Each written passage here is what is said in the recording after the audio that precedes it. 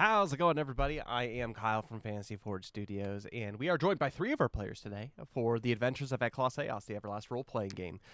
Very excited to continue this. It's like a normal time frame between our the last two sessions, which is awesome. But yeah, we are very quickly coming to the conclusion of this adventure. But before we do begin, I'm going to have the players introduce themselves, and we'll go into a little bit of a recap before we get things going. Let's go ahead and start, as always, with Zil. As always, which is really funny, because normally he'd probably be at the end if it was, alphabetical. Because, guys, Zil doesn't have a last name. He's just Zil. He's the share of the Everlast world. I think that puts you first on most sorting lists there, right? Good point. So yeah, Zil doesn't have a last name. He doesn't have a last name because he's an orphan. Or Zil sorted. It's both. He's Zil, just like it's Mario because they're the Mario brothers. It's a last name. So it's Mario and Luigi Mario. I'm getting off track. We're 30 seconds into the stream. I just lost the video for Zil. The video feed. Hear him, right? Yeah, I can hear him. Oh no. He can hear you though, so it's all good. Oh my goodness. The struggle was we've been struggling with audio issues. Why? So I'm not What? surprised that this is happening.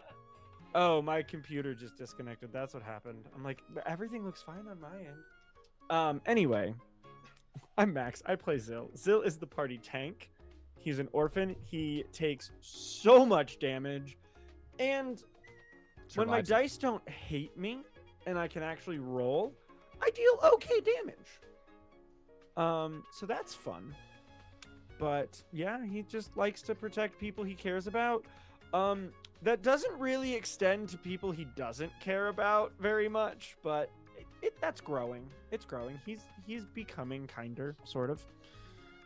He's very interested by the fact he can speak Void, so that's fun. I actually got a cultist to trust us. That's true. We'll see what happens. I don't know if that's something to brag about. I don't know either. We're about to find out. We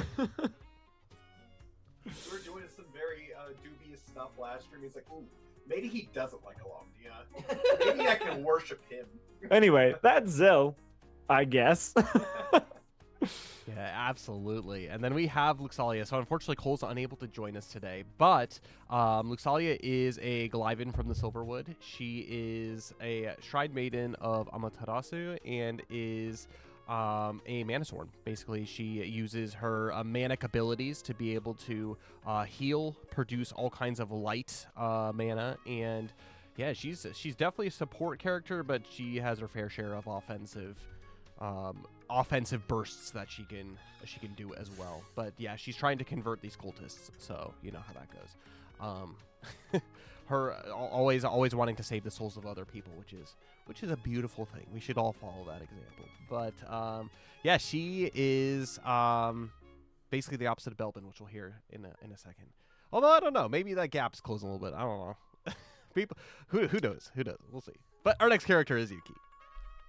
Hi everyone, I am back. My name is Forge Jordan here at Fantasy Forge Studios, and I play the character Mistletoe Yuki. She is a silver dragon from the city of Flamongolith, way up north in the Rufinium range. And she's pretty cool. She's a bard character, but she's not like your typical D&D bard. Like, she has some supporty stuff. Like, her base class as bard is supporty, but she's a blade dancer. And she dual wields 2 broadswords, and finally has a Rufinium one as well as her special dragon one, which is pretty cool. And I still owe you one anyway. You still owe me one. Hey, we've got a forge on the ship now. And you know what's great about that? We can add stuff to it and make it better. Because you can do dragon smithing, right? Mm-hmm. A dragon smith. Because technically the broadsword that I have is an Nishalanthil. So it's an elven, which is basically an elven city. craft. It's an elven. It's an elven craft refining sword, so I'll have a Draken and an elven one of these. Sweet. Which, for those who don't know, the difference is Draken gives you an additional +1 to the damage, where the elven gives you an additional +1 to the hit. So pretty good. It's pretty nice. But anyways, regardless, she is a DPS, so she deals damage with her broadswords. Her and Belvin are the 2 damage dealers on the team, and she also is trying to find Alamnia. She got some points of misery last time because her pet chicken is missing. So, Axebeak, pet Axebeak. Sorry, Axebeak. Yukio. Yep. If we find him roasted in the forest, maybe he'll be a good feast for us. Oh my goodness. It's all good. She's accepted at this point that he's done for. Anyways, that's Yuki. She's pretty cool. our next character is Belvin. Yes, hi guys, I'm Connor. I play Belbin. He's a Glyven from the Roku Horn. He is a martial artist, so he does a lot of the fighting. He is ripped and he is old. But he, I don't know, he's there to have a good time. He's there for a good time, not a long time. And so sometimes he does things. Terrible advice, kids. Stay in school. I don't know. He's old. He stayed around for a long time. I know. It's a miracle he made it. Only the worst make it to old age. So he is truly the worst of the worst. He's got a sword that can talk to him. He kind of took it from Thordane, who you'll hear from probably next to be introduced. And that's been fun. Last session, he gave an iron spear to the cultists to bribe them to come with us. Yeah, he's kind of been a bad boy up to this point, but maybe he's turning a new leaf. Maybe he's not. I don't know, and neither do you. I don't. I know for sure I don't. Yeah. We're not even sure Connor knows. No, I just go by the seat of my pants. There you go. Connor actually isn't playing Belbin. He's just the avatar of Belbin. Yeah. Oh, I love it. I love it. And then our last character is DMPC Thordane. He is the captain of Alamnia's Breath, their ship. He is a ranger, and he has both support and like attack potentials, but he does some good stuff with healing. He has the ability to discern weaknesses and resistances of creatures, and he shoots a bow from the back lines. He has some melee opportunities that he can use as well, but he is most known for being the wielder of the Realm of Ages, 2 times WrestleMania champion, and don't you forget it. Rigged. Don't you forget it. And he's an elf of science. We all know that. He's an elf of science, and everything that he does is driven by his incredible curiosity for the natural world and the explanations of it. flirting. I like it. I am Kyle. I am the Fate Weaver and also the creator of the world of Everlast. Feel free to use it for your own homebrew stuff. This world and this wonderful creation eventually will come out as a tabletop role-playing game. But in the interim, go check out our TCG. It's Everlast themed too. Yeah. The newest set is like just releasing. For those who did purchase from the Kickstarter, you should be getting your boxes within the next couple of weeks. And also, for those who are waiting for the official world release of it, Connor, show yours. May. That's right. Connor has his. He got his today. Yes, So it's out of reach right now. I'll get it for I you. can. I'll get it I'll for put you. a little bit more effort in. You'll put some more. Thanks. Yeah. Guys. Twilight. Those who ordered in the Kickstarter are. It looks so they're good. They're coming there. So It looks obviously those who so live in good. Colorado have been getting their stuff, but there's the EX battle deck, battle cards. Here's Ooh, here's beautiful. a princess, and her Wait, which direction am I going? Wrong way. The other way. Her beloved. Oh! What card is in what hand? 30 packs per box. Big box. is it a It's- hefty it's box so too? good.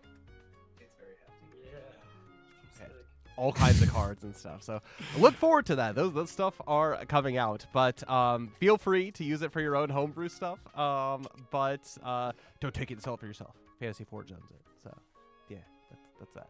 But we are currently in the midst and at the very conclusion of this adventure, or at least in the very latter stages of this adventure, where Eclaas, a group of adventurers, is traveling around the world seeking to destroy all the demons and archdemons from the void that seem to be wanting to take a foot here in Everlast.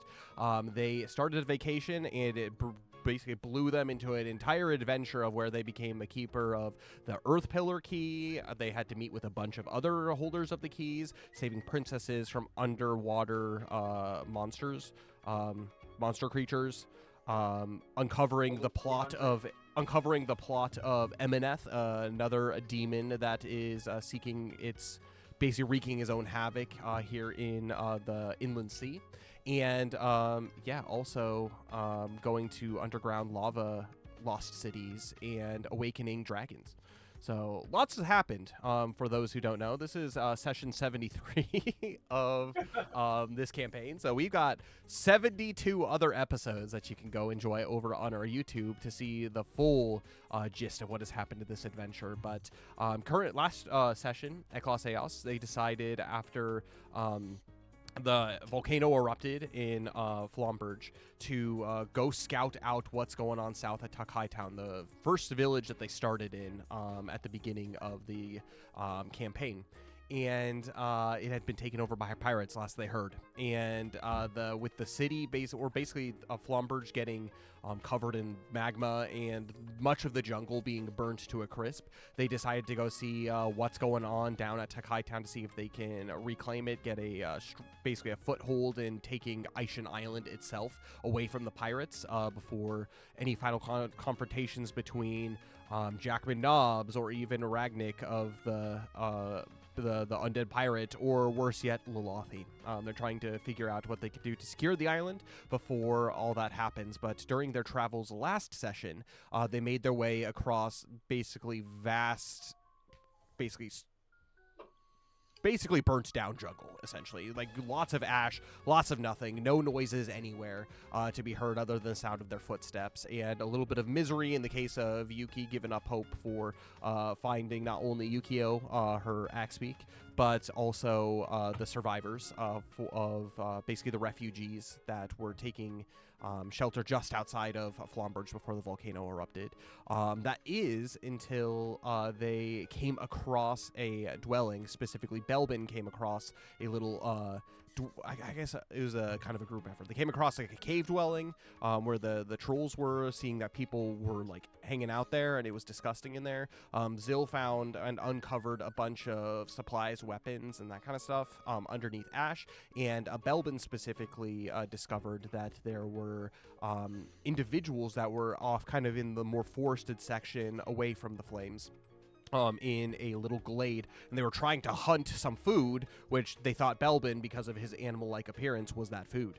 And so they came back and they found out that they were not survivalists, these 3 individuals. They go by the name, there's 2 bandits by the name of Landon and Robert, and then a cultist by the name of Marcus, who are all survivors just because they so happen to not be at the basically the keep where what's his name, Eeas was Amos was, and they came back to the keep after Eclaas dispatched of all the cultists and basically recruited as many bandits as they could, and they found it completely in ruin, only to find basically that pirates had come and plundered the Prime Void Crystal, which was what had been uncovered by Eeas, and potentially taken by pirates, which now sits in the bottom of the main keep in Flomberge.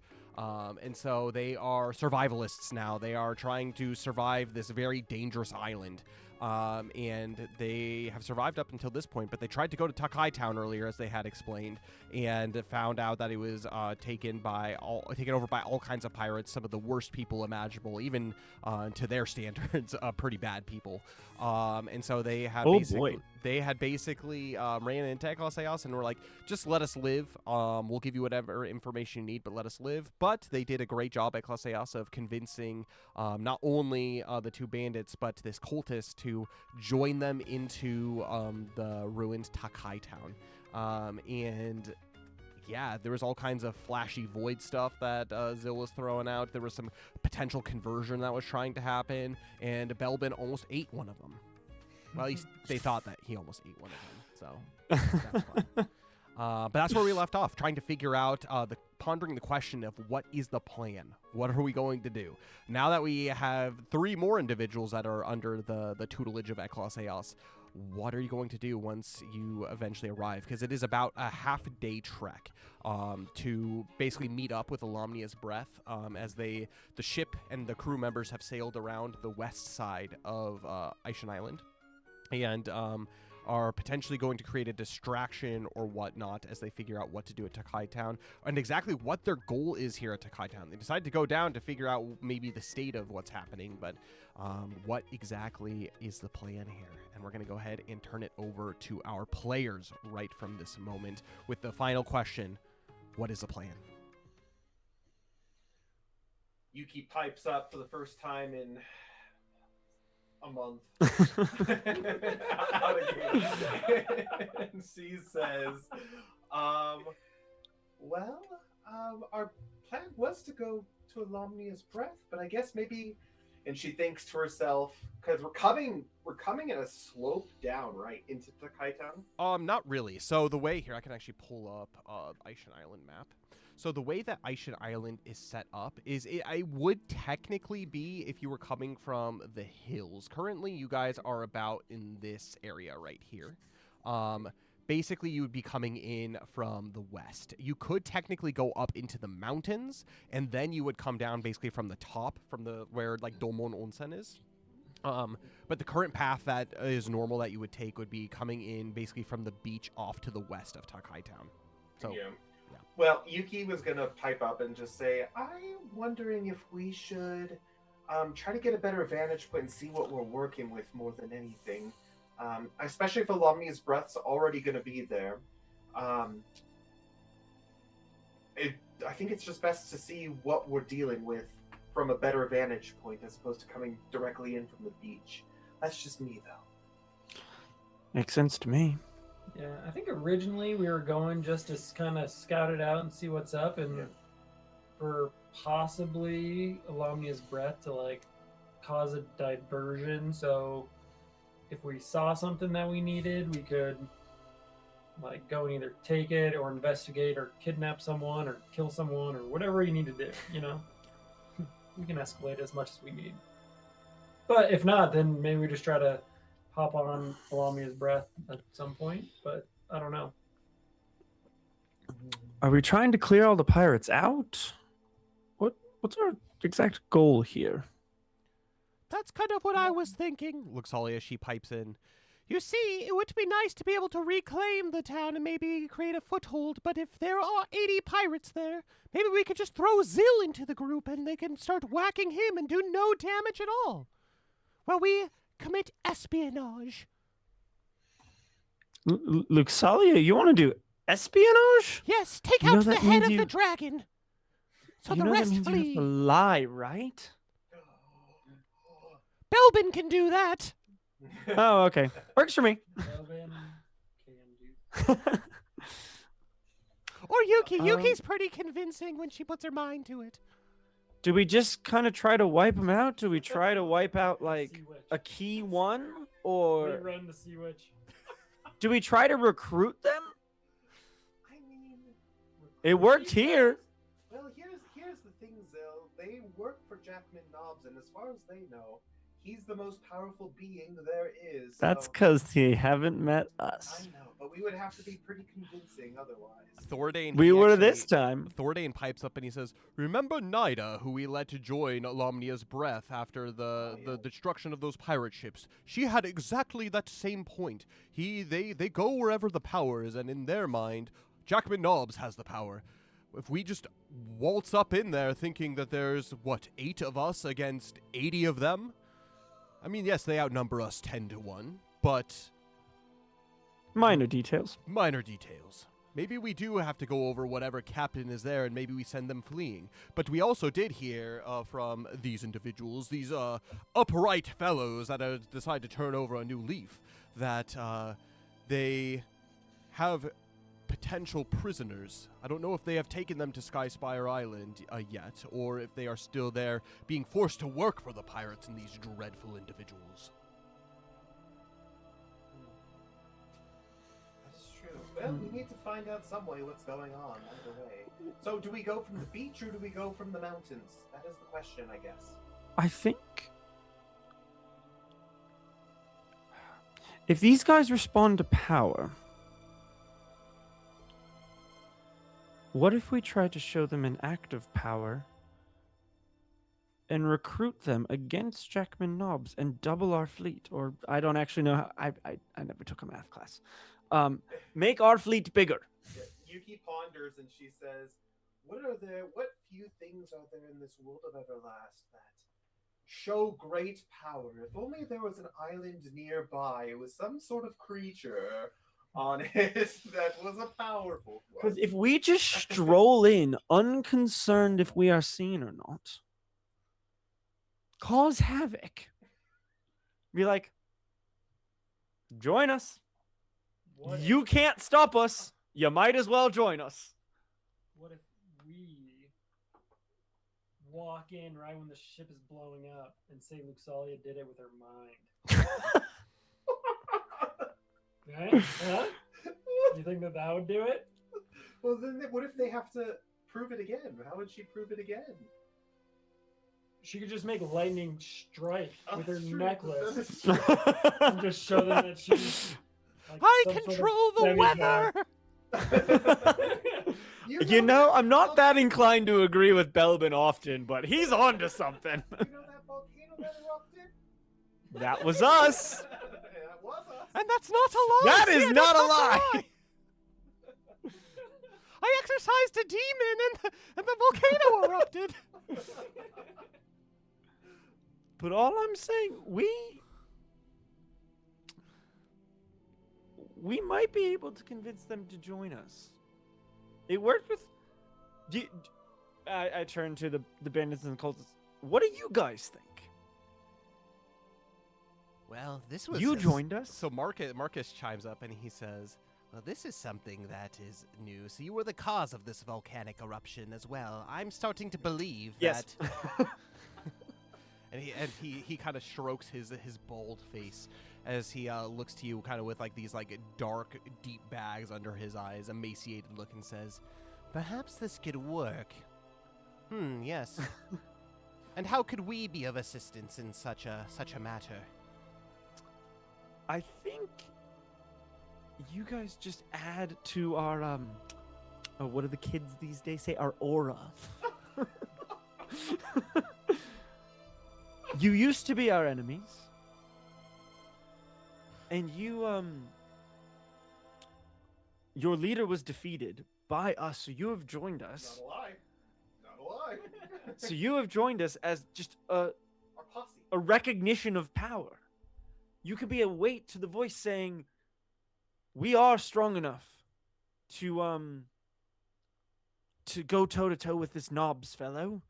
Whether you know that or not, like you could just throw that in there, and maybe that would add to our credibility. I see. Perhaps that could work, but it's more of a matter of how we approach the situation. I do fear if we do go onto the beach and we are spotted, many of them, before we even have a chance to show our power, will surround us. It'll be a killing field. If we were to go into the mountains, just the same, we need to find out where the important people are being held.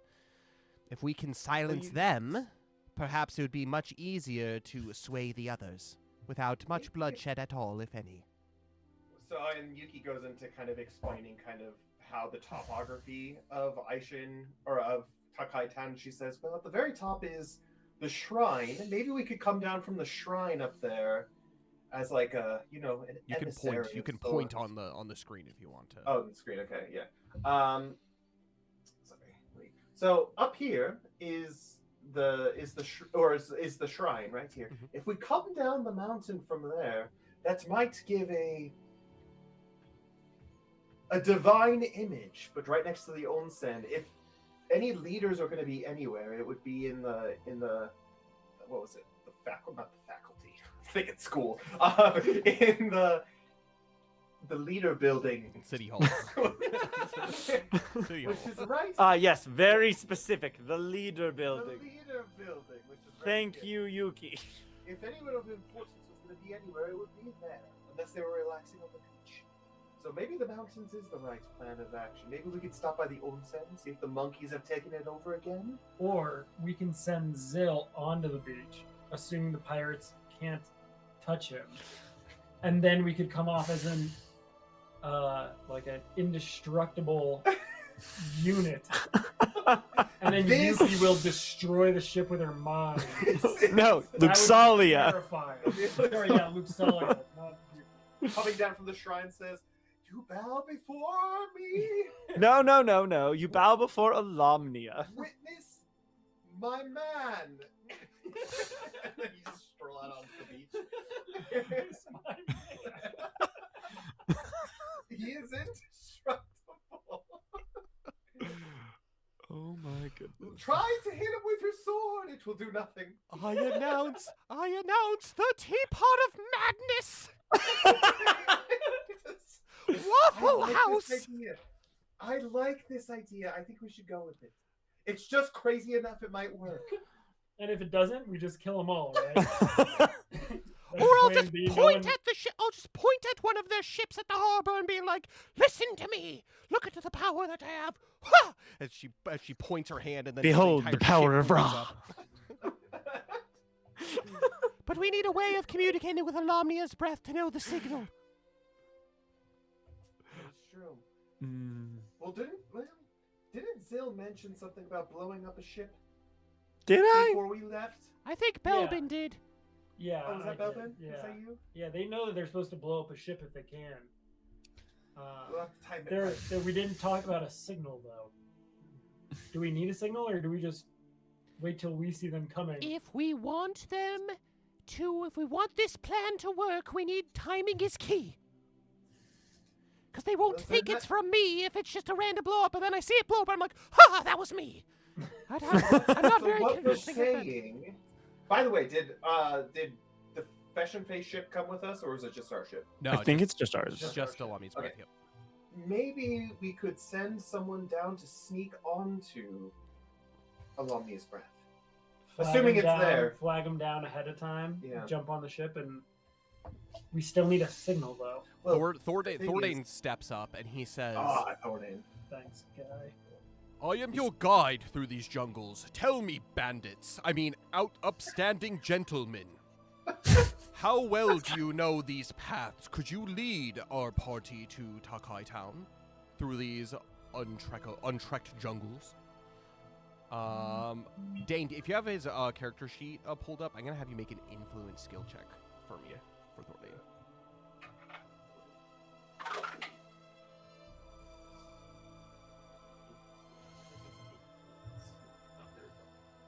Oh, he's not very influent. Oh, that was a natural 16. For Whoop. 17. Ooh. First roll of the day. Good start. Good start. Yeah. He 17 total. Thordain says this with authority, almost as if this is his life's goal. This is his life's mission, and I bet it was the fact that he he said inspires "Ladies them. and Gentlemen. And Landon, the original guy that you had confronted, he says, "Yes, I do know my way through this jungle. I've lived here for quite some time before we even joined up with these cultists, Duluth and his bandits. Well, we were making regular runs from the jungle back and forth. I could probably lead them." I think we need to establish a signal. What were you planning, Thordain, specifically? He thinks for a moment and he says, "It's going to be kind of like, we're going to be relying a lot on Sariel and her eyes to be able to see what is going on without even being spotted by those in Takai Town. It needs to be something big. It needs to be something that even us from way far out would be able to see." Well, look, Salia has her Sariel's necklace. the worst. Sorry. Oh, Sariel does her best. we're Melvin. depending on Sariel. She does her best. She's the worst. Don't worry, we're in the shallows. I don't think Azaledoom will be coming anytime soon. Well, either way, we need to make it big if that's the case. Maybe, and Yuki thinks, maybe the signal could be when we demonstrate Luxalia's power, she could use her necklace to summon a lightning bolt out of the sky. And at that moment, especially on a clear day such as this, that's when it's go time. I mean, it's cloudy. It's like hazy from volcano smoke. But yeah, it's not rainy for sure. They can see the lightning though, right? If Oh, there yeah. was a lightning to Do strike, we have like a mirror or something where we could like catch the sun and like flash it at the ship? Maybe. for- You guys checking inventory. I'm looking through my inventory and I'm not seeing. I mean, I've got how many? Yeah, can you like how My- reflective just polish your like ingots or something like that? Let me look in Luxalia's bag. Sounds like a euphemism. I'm pretty I- sure I mean, Luxalia most- has something. Luxalia My has- axe is probably pretty shiny because like it's a relic axe, isn't it? The axe of Leviathan's Wrath. It technically is. any metal something or other. What we could do, and Yuki's thinking at this all the time, we could come down from the shrine, and who would be leading it? I could be swinging Luxalia's censer behind her. Again, evoking Nice. divinity of sorts. Thordain And thinks what for a if- moment. He says, "That could work. Smoke signals. If you light the sensor, Would you be able to see it all the way from up top, though? if you are high enough, Tiny little most sensor. likely." How much of a delay do we say? Like 15 minutes after they see the smoke signal, we walk on down. I don't know, smoke signals. I don't So know. we could set it. We could start it at the shrine, at the top of the shrine. I doubt they would be paying attention from there. I guess. But here's the other question: how do we intend on getting this information to Alumni's Breath? We haven't answered that question yet. I have an idea. Luxalia says, Sorry? Okay. "Maybe our signal could be me casting Pillar of Light on myself. Because the beam strikes from above and everyone around would be able to see it. And if Alomnia's breath, if that's the case, maybe this beam is perchance coming from me and striking whatever ship. That way I don't have to point at anywhere specific. It could be just anything to blow up." I like that. This is good. This is good. Blowing things up. Always good. I like it. I think we should continue with this plan. Yes, Are smoke and either the guys mirrors. that we picked up? Are either the guys that we picked up dark elves? No, They're all they're all humans. humans. Dang. Okay. including the cultist. Okay. Maybe we could use his head to reflect light. He's bald, right? Balding. I like my idea. Bald heads have lots of power. I know a man named Professor Xavier. Bald my eyes. All right, well, let's continue on. I like this plan. Thornton, what were you planning to do? Run to the ship? I will swim to the ship. I will follow you until perhaps we go to the beach, and I have some good swimming skills. Perhaps I can swim and get board of Alamnia's breath before they come into vision of the bay. And then I will let them know. As soon as we see a pillar of light strike from the sky, we attack the harbor. There you go. I think more damage could be done that way. And then do I show up on the beach? Yeah. Or do we nix that part? No, I like that. Let's keep that. Let's keep I thought that. the plan was for Zil to come out first and see like how hostile they were, and if they attack him, maybe then I can show my power. That way, yes, I think that might be okay. I don't know. What do you guys think? Just assume they're going to be hostile. Oh, Like yes. if you have a big boy of Zil walking down the beach, of course they're going to try to attack him. Yes, They're full pirates. plate armor and a giant axe. If we Yes, decide, that's fine. If we decide to do this, I think we should all be together. It should be just Zil walking out on the beach. In fact, I think if Zil has like a vocabulary of like 3 words, that will be very intimidating. Zil, would they be able to bind you? How strong are you? Oh, he's pretty good. 'Cause if they're trying to like just take you as a prisoner, I guess you just swing your axe and chop them in all in half, Yeah. right? I mean, I'll try not to. I Endurance will skill defend checks. myself. Endurance skill checks if they try to take you as prisoner. What is my endurance? My endurance is a 2. Yeah, I was gonna say, if I remember, not good. Not good. How's your swimming? Not good. Don't worry, That's Zil, also that is true. why I'm swimming. They don't call me the captain for no reason. I mean, I will defend myself, and I can,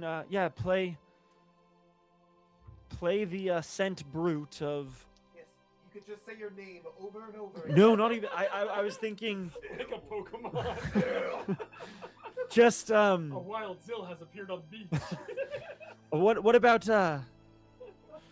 just my master comes.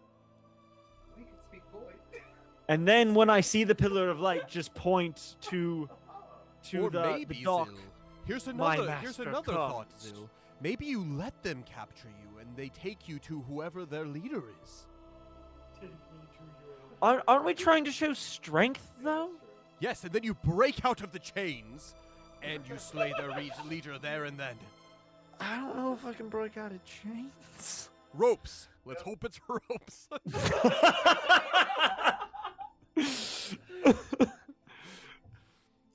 It's just a thought. That would be an easier way of getting close than fighting an entire pirate cohort. I think I just need to fight them long enough until the ship blows up. Yeah, and we can rest assured that most pirates can't do anything to you, depending on. Zil, yeah.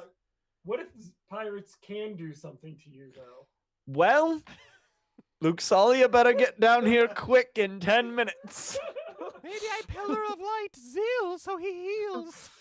Well, Thornton ruffles through his bag and he pulls out some healing herbs. I mean, I've got quite a Do few. we really want Zil to be down there by himself with That's what I'm no saying. backup at That's all? what I'm saying. I think we should stay together. I mean, no matter what, we can't stay all together unless... Yeah. I know it's a risk, but I Salia think is it somehow- really sells the point to the pirates. Well, you know what? Unless you die because Zil- they all are attacking you. Zil, if you're confident in yourself, I believe in you too. This is a bold assumption. Even though you already used your teleport for the day, I did. That was a... Should we hold off till tomorrow? maybe what you could do is you could use some of your words in case they get close and throw Yes. them off their feet. I do. Buy time. Gosh, what does theatric Verdan even show. do anymore? Show. through. Yeah, Dawn I as a can make them all knockback. go prone. Yep. I can make them all go prone. Theoretically, if they fail their check.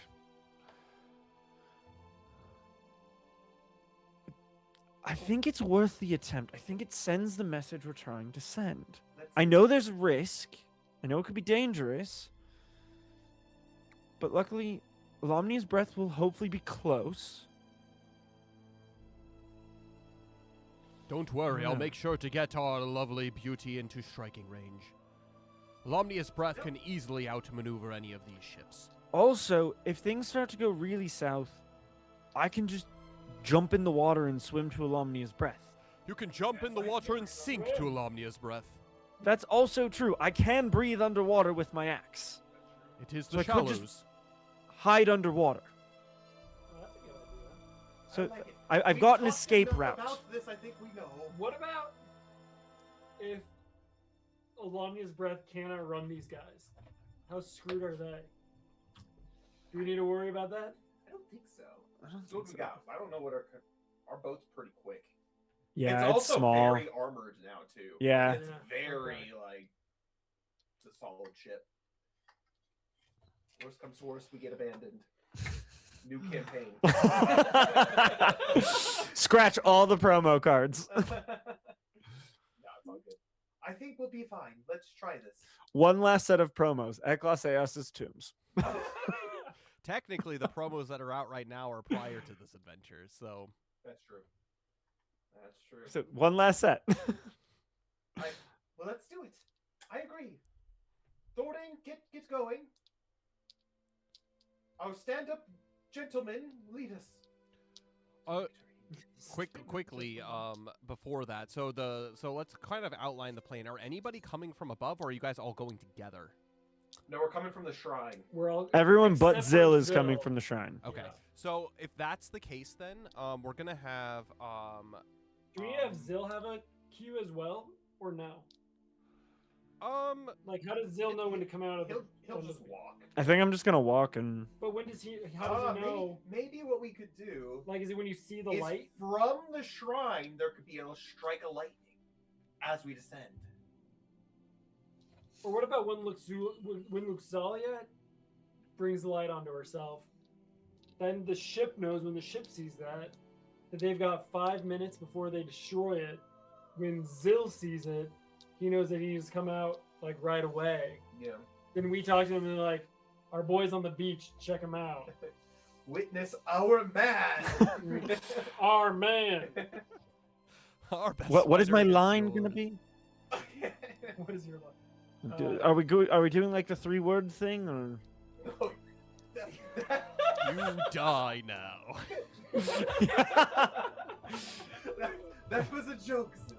Oh, okay. If you would like to. It might happen. Thordain, he says, well, if that's the case, I can lead Zill as down close to the beach as possible, and maybe pick up a trail, the trail into the village, and the rest of everybody can be led by Landon up into the mountains. Sounds great. Let's do it. Okay. With that being the case, we're going to kind of split the party into two. So first and foremost, we're going to have Zill and Thordain going as one pair. And then we're going to have everybody else going basically eastward up into the mountains, into the hills. I'm going to have a couple of skill checks be made, one by Thordain. So his first check is going to be a knowledge skill check as you make your way down into... just to see if like everything goes according to plan. And then I'm going to go ahead and make a check for a Landon for his guide check as well. I'm also going to have Zill because you are a lookout. Is that correct? I think so. Okay. During that, I'm going to have you do a follow-up check of a wisdom skill check. And then I think the other lookout was who? Luxalia? Luxalia. I'm going to have Luxalia make a wisdom skill check as you make your way. But first, we're going to do those original checks. Which... Thordain got a 14. Zill also got a 14. Better than our natural ones. Right? Oh, gosh. What was it, Landon like got a 3 in a row? 6. There's a lot. Nice. It's not terrible. It's not great either, though. The problem is the trek is a much harder because of the burnt terrain. It's harder to find your footing and footholds and whatnot, and so you guys are actually going to be delayed about an hour compared to Zil, and his group. And so, what was Luxalia's score? What was Luxalia's score? Look up a wisdom score. Luxalia. I didn't roll for her. Oh One second. my! The dice is a 15. Okay. I don't have her sheet open, but that's it's pretty good. She keeps a lookout. Good. She rolled Yes, good. That's really good. Yeah, she keeps a decent I've got it, lookout Dana. as you continue to ascend up into the mountains. There are no signs of beasts or creatures within this area as you kind of go more into the barren until you start climbing this basically back.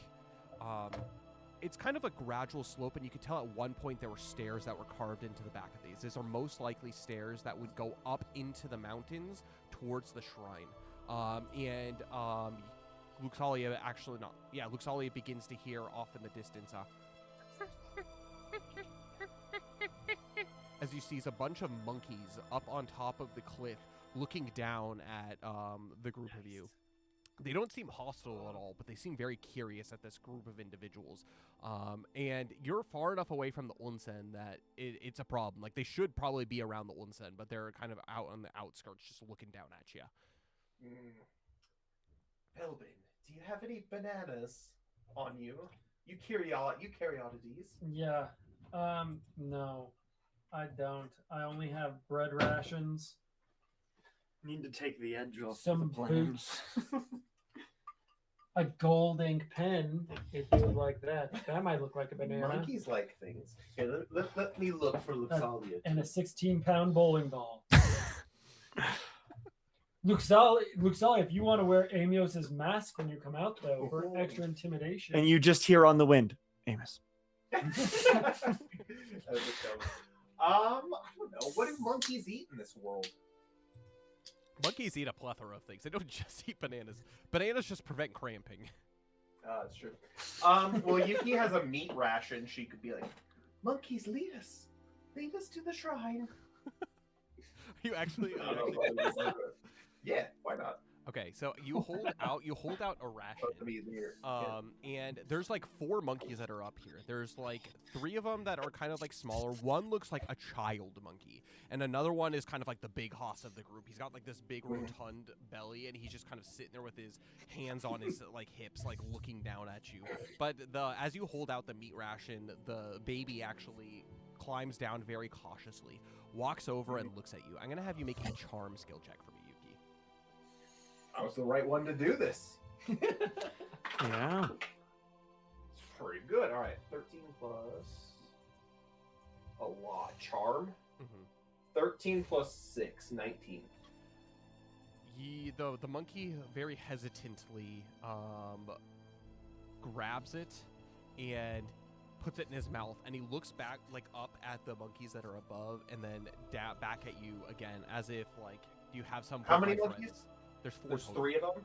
4 total. Okay, she'll hand 3 more meat rations to the monkey. The two other kind of adult smaller monkeys come down in similar fashion, very timidly, and grab the rations, and kind of go away and kind of eat them privately. And then the big monkey just comes strolling up with all the swagger in the world, his belly out in front, as he just walks up to you, and he grabs it and then eats it, and he goes. Yeah, Yuki, not knowing how much language these monkeys understand, does a charades routine, pointing towards because she remembers what the shrine looks like, right? Yeah. Yeah, kind of gesturing in. Wow, I didn't know Informative. monkeys knew sign language, Yuki. I didn't know you knew sign language. It's not sign language. It's charades, you know. I'm demonstrating performatively. Make a charisma survival check for me. Charisma.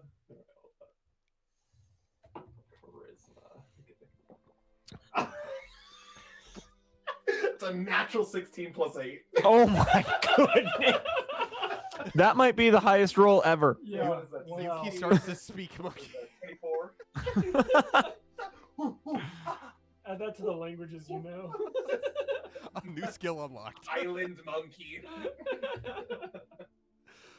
The big one kind of looks at you and like looks you up and down. And he probably only goes up to like just below your chest, but he's like Yes. like big and a little bit broad. Big, He's awesome. kind of lanky, like long lanky, but he's got like this big Buddha belly, and he like rests his fingers on top and does like this kind of number as he like looks at you, trying to discern what you're saying, and then he goes, "Ooh, ooh, ooh," and he looks over to the other monkeys, and they are going to lead you to the shrine. Oh my goodness. I'm not gonna lie, you are gonna need a really high check for that, and then that 16 is gonna Wow. speak monkey. I'm just And- really good at trades. That expedites your trip to the shrine, and so like you cut through much of the overgrowth that is there. So I'm gonna go ahead. We'll use. We have a monkey entourage now. Oh my goodness. So basically, you That went would help. from the main road. So we're gonna just go ahead and put Thordane and Zill down here, and then Yuki and crew are going to be going up kind of this path and coming in from up here, and the monkeys kind of lead you. They swing through lots of the branches. You can tell like none of these trees have been scorched. But the like smaller monkeys are like leaping through the trees, while the big monkey's just kind of like walking up the steps. Sometimes with his hands over his head and just like walking and keeping balance as you just follow this monkey. Zero violent intent at all in them, and you begin to smell as you get closer and closer this like overwhelming smell of sulfur. Oh yeah. Yeah, the eggs, the rotten eggs, as you get closer and closer to the basically the shrine in Takai town. And you're going to be there within a few minutes. Let's go ahead and jump back down to Zill and Thordane. You continue down the path, and you're able to pick up very familiar traces of this path. You can see that there are lots of footprints, almost as if... actually, I'm going to have both Zill and Thordane. I'm going to have the two of you make knowledge skill checks for me. 15. Rolling good today. Yeah. 30-16. You notice that there are multiple sets of footprints, and you can tell that this has been heavily trodden. The most recent set of footprints seem to be making their way back towards the beach direction. It looks as if there's probably about 20 sets of footprints here between what the two of you are able to see, which does check out as you did hear that pirates were trying to scout through the jungle to hunt down either survivors or scout out flombirds, that is, before the volcano erupted. So you can tell that these are relatively recent, probably a day or two old. 20 pirates? Light work. Yeah, seriously. Bring it. Yeah, then it doesn't matter how long it takes. Bring it. Thordane's doing his calisthenic stretching before he goes and says, "Well, I think you've got it from here, Zill. Just follow those tracks all the way to the I beach." think I do. Does Thordane see the ship in the distance? Not yet. So basically, the way that this little peninsula is there's a bunch of trees that are still here. He just knows that he has to go basically due south in order to get to the bay, because chances are likely that Alomni's breath is somewhere here, still blocked by this peninsula view from the main bay.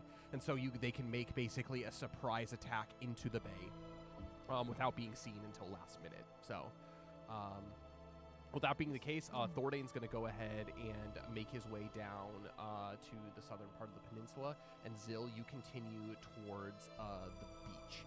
And with that being the case, I'm going to go ahead and have Thordane. He makes his way down to the south, and it's starting to become like evening at this point. Probably about an hour or two of light left, and it's a beautiful sight. You can't see Takai Town or anything, but you can see the sun setting off in the east as in the west as the basically day comes to a close, and it just basically shoots all kinds of beautiful orange and purples like across the surface, and off in the far distance he can see a small ship. This is going to be a swimming check, which is a fortitude survival check. Basically he needs to roll above a 10 in order to make it to the ship without much issue. He's fine. He rolled dirty 15 or a 15 plus fortitude Yeah, plus 42 5, 20. Okay. Dang. So he is He's able to shredded well. jump in and get onto Alomnia's breath, and they basically drag him up on board, and they see that he is drenched, but he is invigorated. He doesn't seem to be showing much signs of physical stress, and he goes ahead and he tells them the plan. And with that, we're going to go ahead and move to Zill. Did we plan to attack at night or during the day? Well, when the sign happens. Just whenever the sign when happens. the signal happens, yeah. So, would we do it at night? It could be. It depends on how long it takes for us to negotiate. I'm sure they'll be waiting kind of on the tip of the peninsula, waiting to just explode. That'd be sweet at nighttime. That would be. And the pillar of light would be probably more effective. I agree. Well, it At is night. sunset. How long did it take him to swim to the Alumni's breath? It took him probably about 25 to 30 minutes. It was That's pretty impressive. far out, but the seas were very calm, like not much issue being able to swim out. And he, again, because it is getting darker, he was able to approach without too much issue or cause for concern until he calls out, "It's Thordane, your captain, Drop And down what the did- line." How did they react? Just randomly in the middle of the ocean, Thornane being there. Well, Akalik was the one who pulled the rope to get him up, and so he was happy to be able to see him. But hold up. Did Sariel see him coming? That's the real question. That is the Probably. real question. Probably. No, she didn't. She didn't. I told you she's the worst. I hate her. We should kill her or fire her or something. No, She needs to be Kill her or relieved fire of her. being- Belbin. I don't care what. Who One of them asked needs to you? happen. One of them needs to happen. She's honestly the worst. What'd she ever do to you? Do you remember? I was up at the crow's nest with her and we were looking for stuff. Yeah. And she was like, "I don't see anything." And I pulled the binoculars out and I saw whatever we were looking at. Yeah. She couldn't see it. Well, you know, she Like, didn't roll well. You're worthless. Minor details. She's got the best perception of everyone. We're in trouble. Oh boy.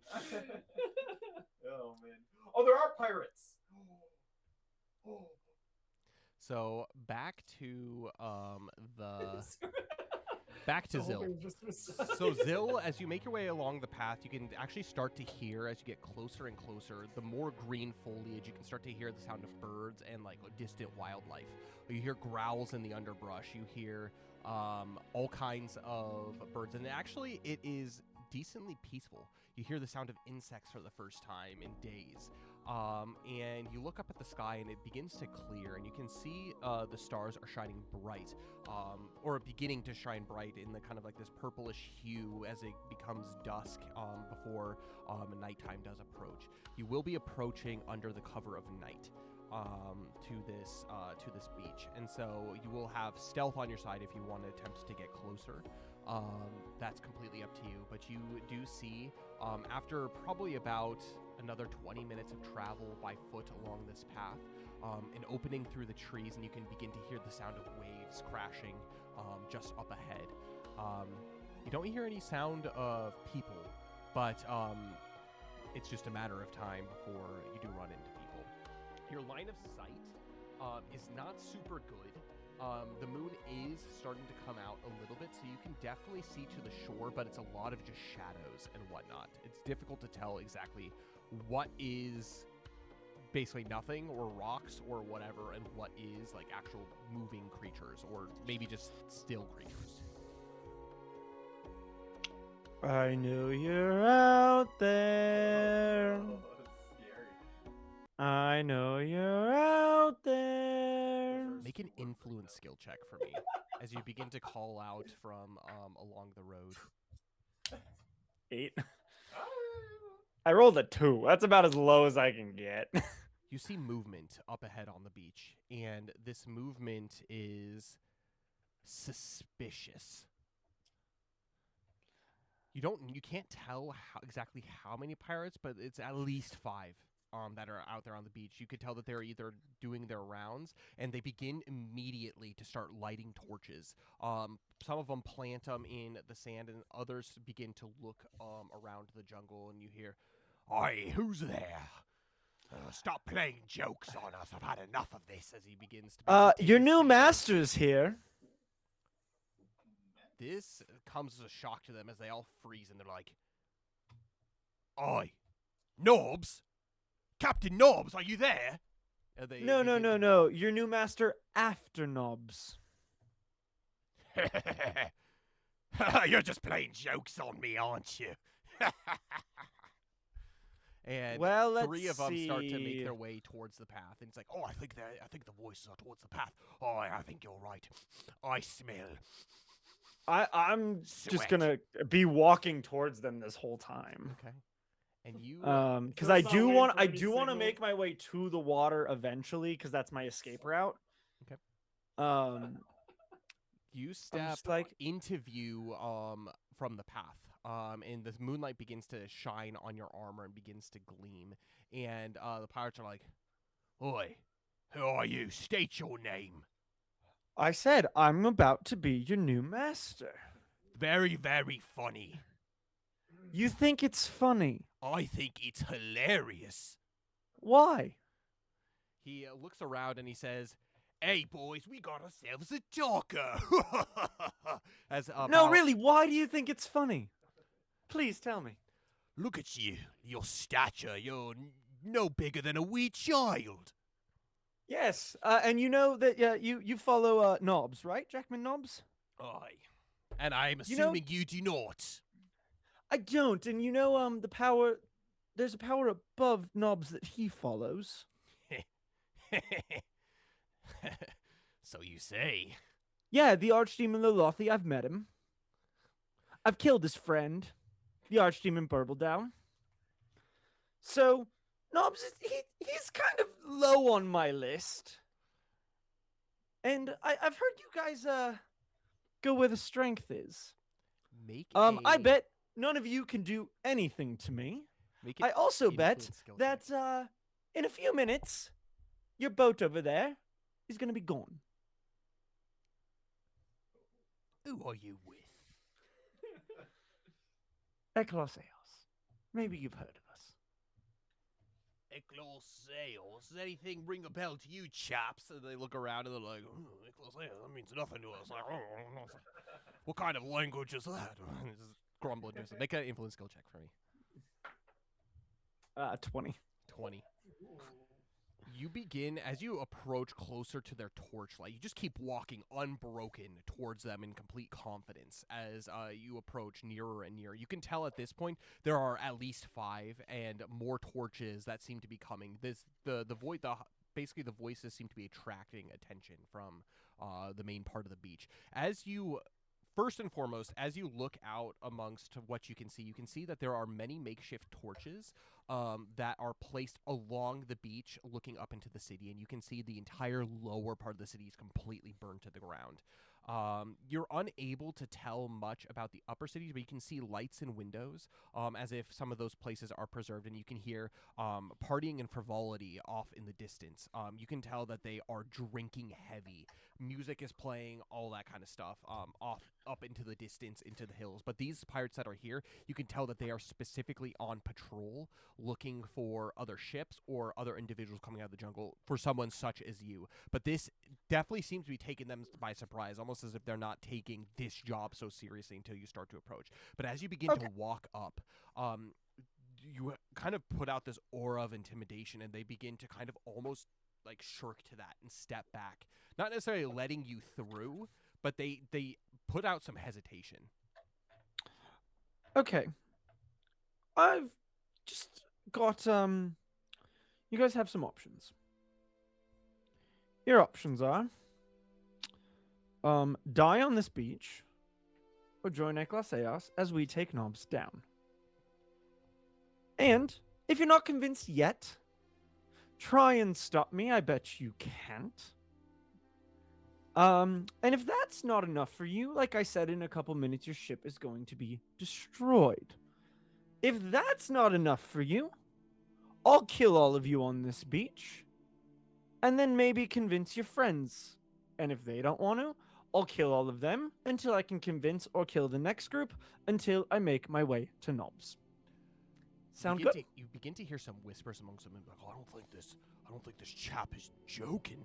And it's just they kind of like do begin to like part ways for you as you kind of make your way down. Like, actually, make your character, and you can move about 30 feet in whatever direction you want. I'm just gonna walk. Let's see. Yeah, this way is going to be the beach where Takai Town is. 25, 30. I'm just gonna walk right through them. Total, like, near enough for them to take a jab. Like, totally unconcerned. You hear this guy kind of calling over as like they call over their friend over here, like, "Boy, who does this guy think he is? Do you think he really is alone?" And then this guy is just like, "I don't think he's joking. Look at him. He's armored to the teeth."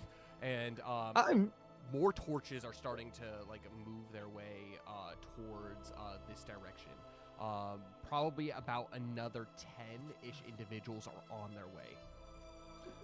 Unless any of those 10 coming are more higher up in the ranks of Knobs' army, they won't help you. I've single-handedly taken down one of your boats. And then my friend blew up the other one from 3 boats away. Outside of Folden Rock. Maybe you heard of... not Folden Rock. Flomberge. Maybe you heard of that. You hear off in the distance. You say this loud enough to where the approaching individuals can also hear. It's pretty casual, pretty nonchalant conversation, and you hear, "Aye, you're responsible for the delay." As basically like what looks to be some kind of pirate captain. He is armored underneath his big overcoat, and he's wearing kind of like the pirate like tricorn hat. As he approaches, and he says, "So you're the one who's put us in a bit of a spot with the captain, eh?" Yes, and I'm offering you a way out. Are you saying invoking a parlay? Sure. I don't know what that means. Why not? You hear that, lads? He's invoking a parlay. They're like, "Parlay, parlay. He's invoking parlay." Can someone tell me what that means? He plants basically like a long torch into the ground next to him, and he says, "Approach." You do so, and they begin to kind of form almost like keeping their distance a little bit, like a line a little bit like around you. As you do this, I gotta make more of these guys.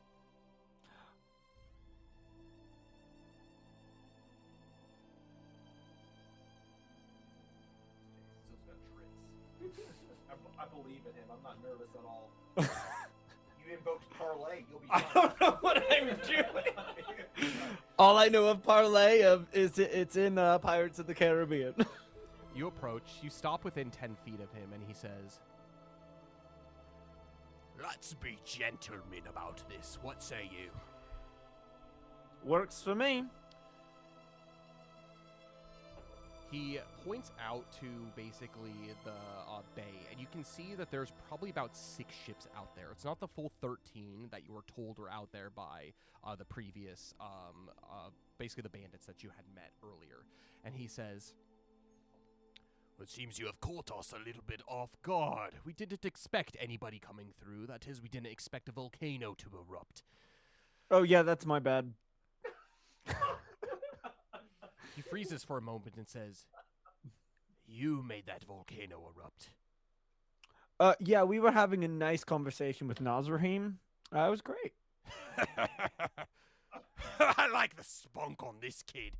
Tell me, parlay, what are the terms of your negotiations? I don't really know how this night is going to go, but I can tell you this. Knobs' days are numbered. So, do you want to fall with him? Or do you want to be part of the crew that takes him down? hear that, lads? Some confidence on this boy. I like your spunk. Counter offer. We have an entire town. We have all the riches of the entire seas.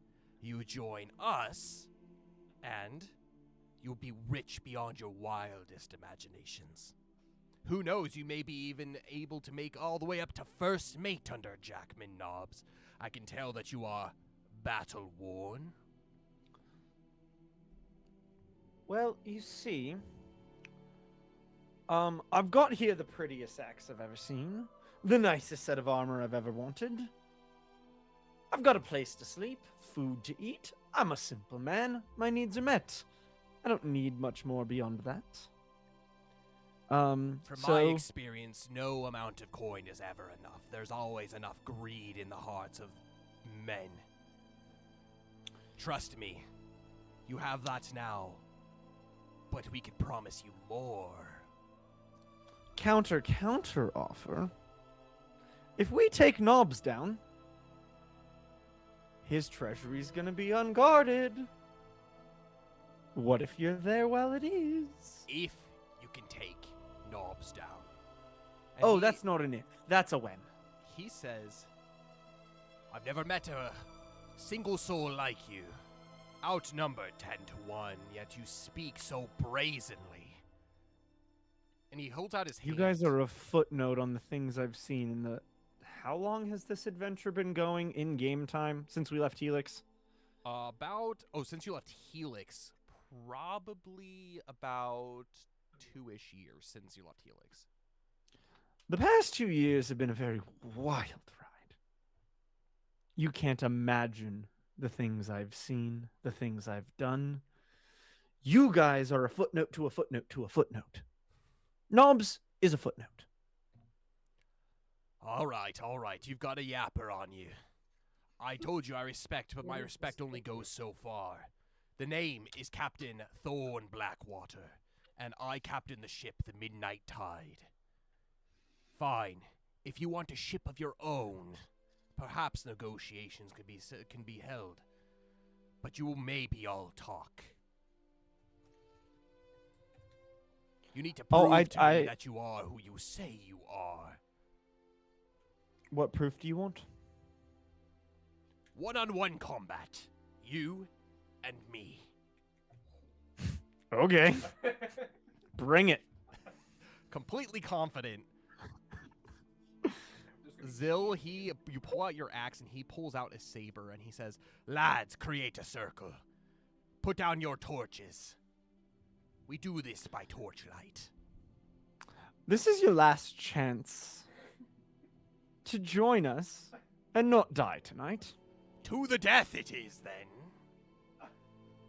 Well, it depends. If I kill you, will all of you join my crew? That remains to be how badly I'm beaten. Oh, okay. And with that, let's go ahead and jump over to the other party. Oh, man. Sail the confidence. What just I'm happened? glad you weren't limited to 3 words. So you make your way up towards the top of the shrine, and the monkeys lead you, but they stay a little bit out of basically the site of the main shrine complex. You can see similarly and hear like the jovial sounds of people partying and celebrating down below. Music playing, all kinds of loud singing, and many, many, many voices. But as you approach the shrine, it seems almost completely empty, but in ruin. You can tell that whoever came through here, they desecrated it beyond belief. You can see that they have thrown parties here. You can see that the main central shrine area has been pretty much completely knocked over. Any sign, like religious signs of Alamnia, have been either half buried in the sand in the mountains or just broken to pieces. The shrine that was here is pretty much not standing except for a ruin of what it was, and you can tell it's relatively recently done. So you know that scene in Dodgeball where Gordon, the one guy who's alone on the dodgeball court, and he sees his wife cheating on him with the other guy. That's how Luxalia is going to be right now. He's going to turn around going... Scares the monkeys a little bit. They're just like... And then they actually swing off back into the mountains, and they leave you be as it is. Just you. Yeah, Luxalia wanders around, and you can tell that even within like this desecrated area, you can tell that Marcus is still hesitant to step within the temple grounds, almost as, again, this new experience of potential conversion. Like, this place is profane to him, and it has been profane to him. And so he hesitates before even entering, almost like he steps in almost as if expecting to be like struck down by like the powers of the void immediately. But as he crosses the threshold into kind of like this shrine complex, nothing happens. But it is empty, and it is eerily quiet up here. There's nothing. And all you can, again, hear is the jovial partying down below. And there's like the familiar stone steps that lead down into the gardens at the top here, where there's Dolmon Onsen and basically the town hall and everything else here. But it is dark. It is nighttime at this point by the time you arrive. Okay. Well, this is a quite unfortunate sight. Yeah, we didn't see this one coming. Yuki looks over the town. I need to pray to Alamnia to forgive those who have desecrated his holy name. And Luxalia, she begins to kind of take out her like ritual set, and she begins to perform like a small ritual of basically like reparations in a way toward basically the souls who committed this. And she begins praying. I'm gonna have you make a piety skill check for me for Luxalia. Piety. That is a nat 16. Oh! Oh gosh. Right, this is your It's a lucky day. good rolling day. I bet It's a that- good day. I bet that piety check was because tomorrow's Pi Day. Best day of the year as a math teacher. She prays. It's on a Saturday, though. I know. I was so sad.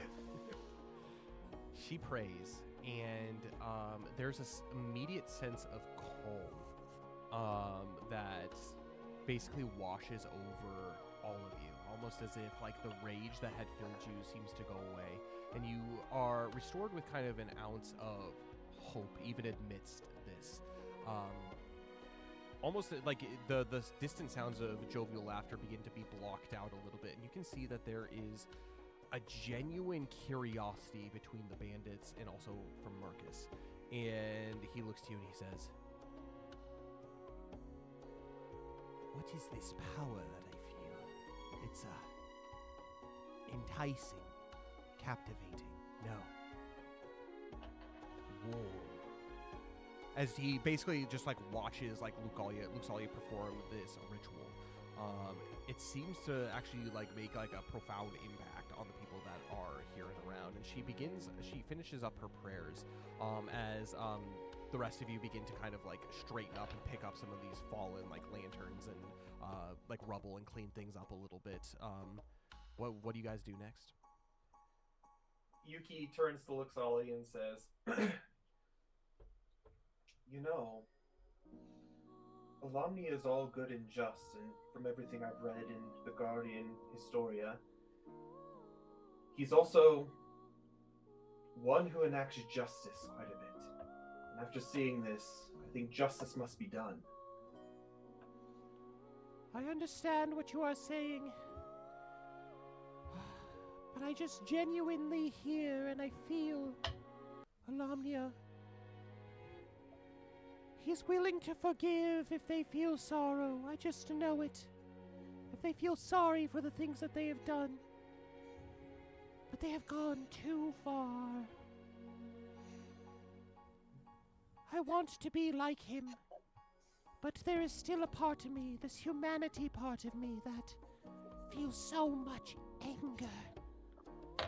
And yes, perhaps it's righteous anger for the blaspheming that they did to Alamnia and desecrating this holy space.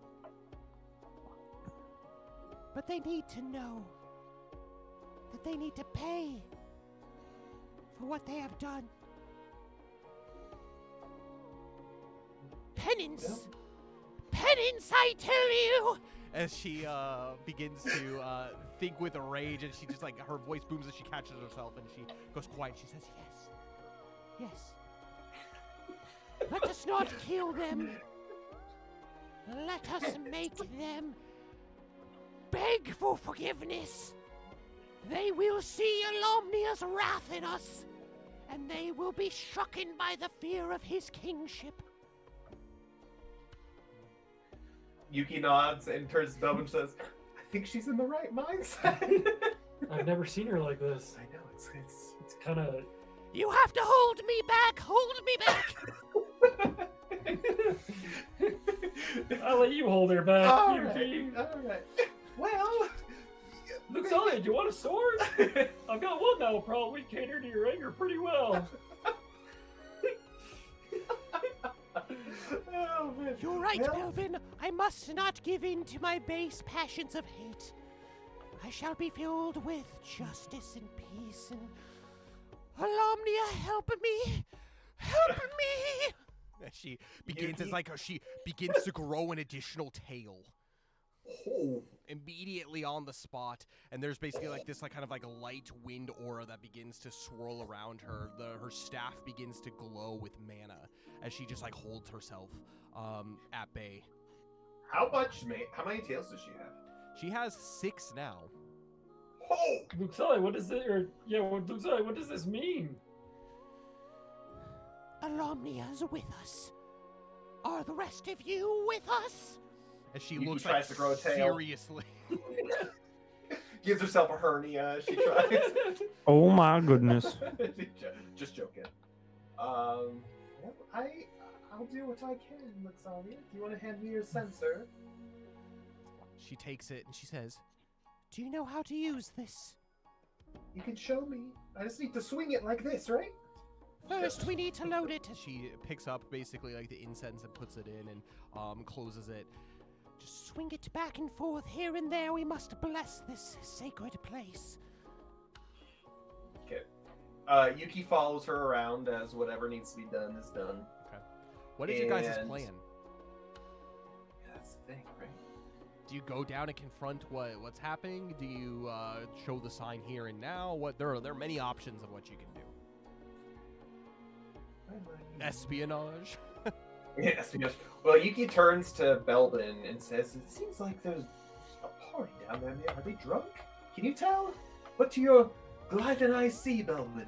Belvin will go down and try to sneak around and try to get some intel maybe. Oh. So down the stone steps, there is a large garden. Some of the larger, older trees look like they have been chopped down for much of the firewood. There's some pieces of the garden that are decently intact, but you can tell that they have just like trounced their way through it.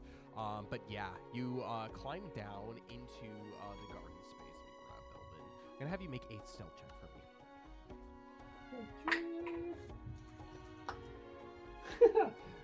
Not 1. No. Oh Now no. for, Let's get a drunk. 5. Okay.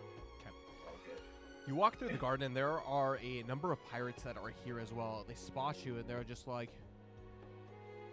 "Oi, haven't seen you before. What's your name?" Belvin's not sticking around to talk. He's not even gonna go back towards Yuki and Muxalia. Okay. He's just gonna bolt off like a tangent direction. Make an agility survival check for me. Gonna join Zill at the beaches. It's gonna become Saving Private Ryan down there. 19. Nah, it's gonna be fine. You book it. Which direction? So are you just like going towards like the center of town here? Because these are so No, basically these more- are cliffs, and then there is basically stairs that go down here. And then there's basically like a path that goes up into the onsen, and then a path that goes over here to like the kind of main area. Much of the partying, it seems like, is happening kind of in this general area, and also down kind of in this area here. And where do we come from? We came from up here. Up here. So these are the stairs that lead down into the gardens. Oh, okay. Belvin will just go kind of up this way then. All right, right, so north. So you book your way north, and you leave them, and you hear them in the back be like, it wasn't just me. Did you see that too? Man, these spirits are strong. I think I'm seeing spirits. It's like, no, it's not just you, it's me. The animals here. More and more realistic the more I drink of this stuff. And if Belbin's not being chased, if he knows he's not being chased, Yeah, you're not. He'll- you book it he'll- fast enough where there's no way anyone even sober can catch up.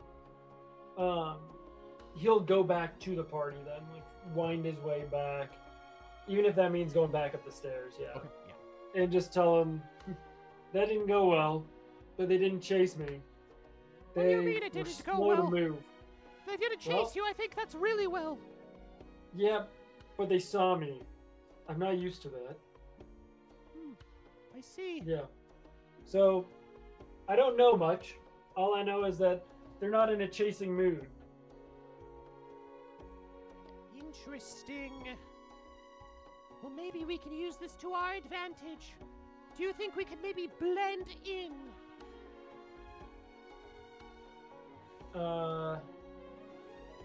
No. If they're not in a chasing mood, we need to do Um, something here. Whether it is Can approaching. Yuki fly? Has she flied today? Yuki can always fly. She's got wings, I think. I thought there was a limit on how long she could fly and how often she could There fly. is, but she's fine. Yeah, Okay. she hasn't done any. For me. any flying. Yeah. I just have to rest. In battle, there's Have a you limit. used it? Have you used your fly today? That's it. Okay. I haven't used it since we left. Well, what if you guys just go on down there, and if you can't out chase them, you can fly out of there. That's a good idea to thought. me. Maybe we What could do about a the rest switch of or these? two. What about the rest of these? Sea witch, sea witch, sea witch. Maybe for now they hang back. Perchance, Then why did we bring them? so that when things go well, they can come back down. I don't know. Belbin, you keep an eye on them. I don't want them slinking off into the night. I can do that. I can think if I want to hit them. Belbin, they've trusted us this far. Yeah, but we have to show them who's boss. Oh, Marcus already says, No funny business. I don't think you have to worry about us. Just don't feed us to the wolves, so to speak. If you try to do anything, Marcus, I will eat you. make an influence skill check. oh my goodness. Not one No. again. Gotta even out the 16s. I guess. Where is the influence? It's got to be like a 1, probably. I cannot find it. It's down by under- charisma. Or Oh yeah, 4. He kind of just like looks at you like stone faced, and he says, "Trust me, we are hungry enough. We would eat you too. We're going nowhere." Oh, Bevan wants to punch him. I look at Belbin. He might kill him though. No. Don't worry, you have our word, and we're only as good as our word.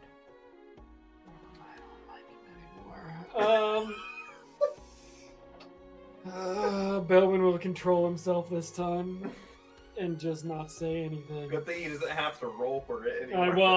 was about to roll. I was going. He doesn't have to. All right. Well, Yuki follows. He looks like on the stairs, swinging the censer. Marcus, you're not on my good side.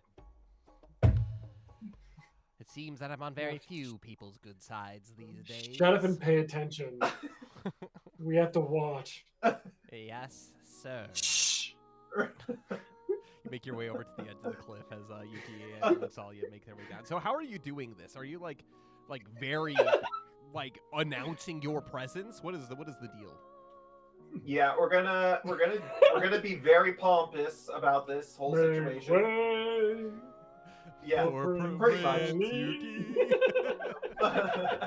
No, but think of it this way, because again, shrines in the world of Everlast are the Glyvan interpretation of Alomnia's presence here on Earth, right? Right, Or on right. in Everlast. Right.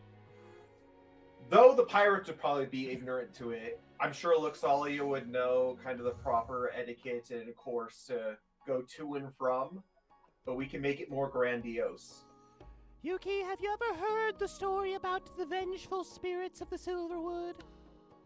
Yuki looks at her and says, "That sounds kind of scary." It is I have it. terrifying. It is terrifying. In fact, I think we met one once. It seems like a dream. All those years ago. Wait. And Yuki thinks back. I think I remember vaguely. I had like some stone skin and... Yes, and I was I was in some translucent. sort- Let's not talk about it too much or dwell on But it. I was in a house and there was something that was invisible that I couldn't do anything about. Yeah, it was choking us with stuck in her my- hair. Yeah, I remember that. Nasty. Gross.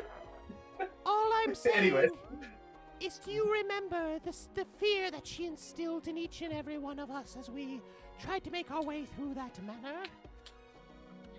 Yuki nods. Yes.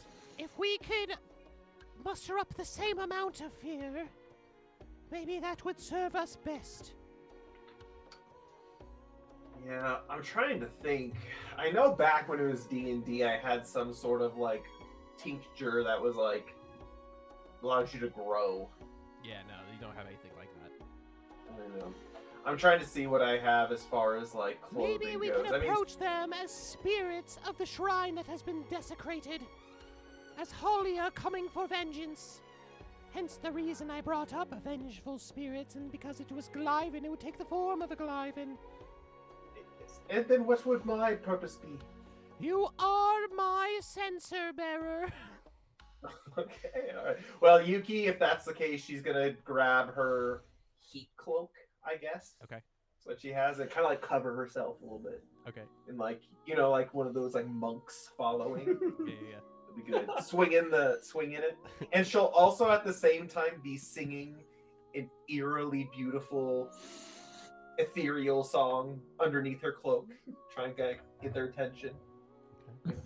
And you make your way down into the gardens, and your presence is immediately drawn to and known. And we're gonna go ahead and jump back over to Oh, Bring get him, it. Zill. Get Zill. him. Roll for initiative. If I must. 9. Perfect. Roll for initiative here.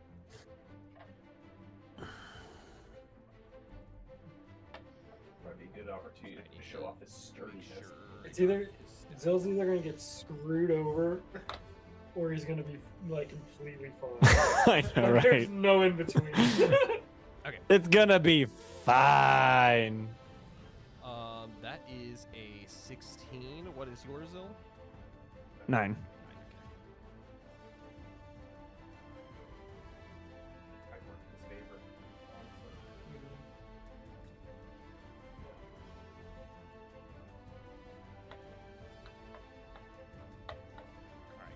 Hence the reason we'll be using Roll20 relatively. Okay, so the captain, he starts. So the way the starting positions is you're on kind of opposite sides here of the plinth. And he says, "Aye, no holding back now." As he makes his way forward, he's going to go ahead and move 5, 10, 15, 20, 25, 30, and he is going to raise his blade, basically readying himself for combat. He's going to use a support action here in order to instill Blade Fury, and so he gains a +3 to all hit rolls with melee weapons.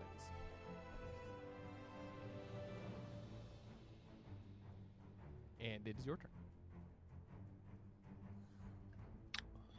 No holding back, you say? Aye, that is what I said. Are you sure you want that?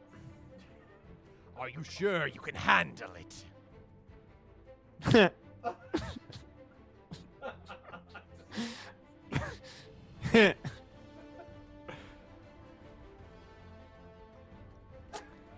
How do you want this to go? I don't know how I want it Drown to go. him. All I know is how to Ee's going to go. He's talking Okay. just as much smack. It's basically like an ego competition at this point. I'm gonna move and I'm gonna use a support action to Vrudon. Okay. So What kind of he survival check needs is that? Agility. agility. Here's the question: does he have a peg leg? He does not have He a needs big to beat leg, a no. 7. Oof, he's probably gonna beat that. Yeah, he got a natural 12, so. Oof. Yeah, you Vrudon, and basically this, like, you shout, Vrudon, as it's basically this, like, giant push goes away, and it just, like, his hat blows off of his head into the wind. He bends down, he dusts it off, and he puts it back on and says, "You've got a mouth on you, that's for sure." And then I'm gonna use my second support action to use Yenrua on my axe. Okay, perfect. We can use this. It does an extra d6 of damage. Oh, Nothing crazy. that's quite But good. good. But good. Okay. And then I'm gonna close the gap and engage him. So you engage him in combat, which takes us to the attack phase, where both of you are going to begin sparring here. The captain, he is going to go ahead and unleash 3 saber attacks at you. He gets plus 3 on top of his. So that's going to be a 16 to hit. Nope. Second attack, 9 to hit. Nope. And third attack, an 18 to hit. That hits. So he gets 1 attack. 18 off at you. just hits. Okay, he gets 1 attack off on you as he deals 11 points of cutting damage, and because of his Furied Blade, he gets an additional D4, so plus 2. So, Okay. what was it? 13 total? 13. 13 total. Bring it on. Aye. There we go. Got you to bleed a little. Tis but a scratch. You just take it. He slashes at you, and he like cuts you across the face, and it like slices, and you don't even wince to the pain. I've hit myself harder with a hammer in the forge. Okay. We're just going for it. Let's see.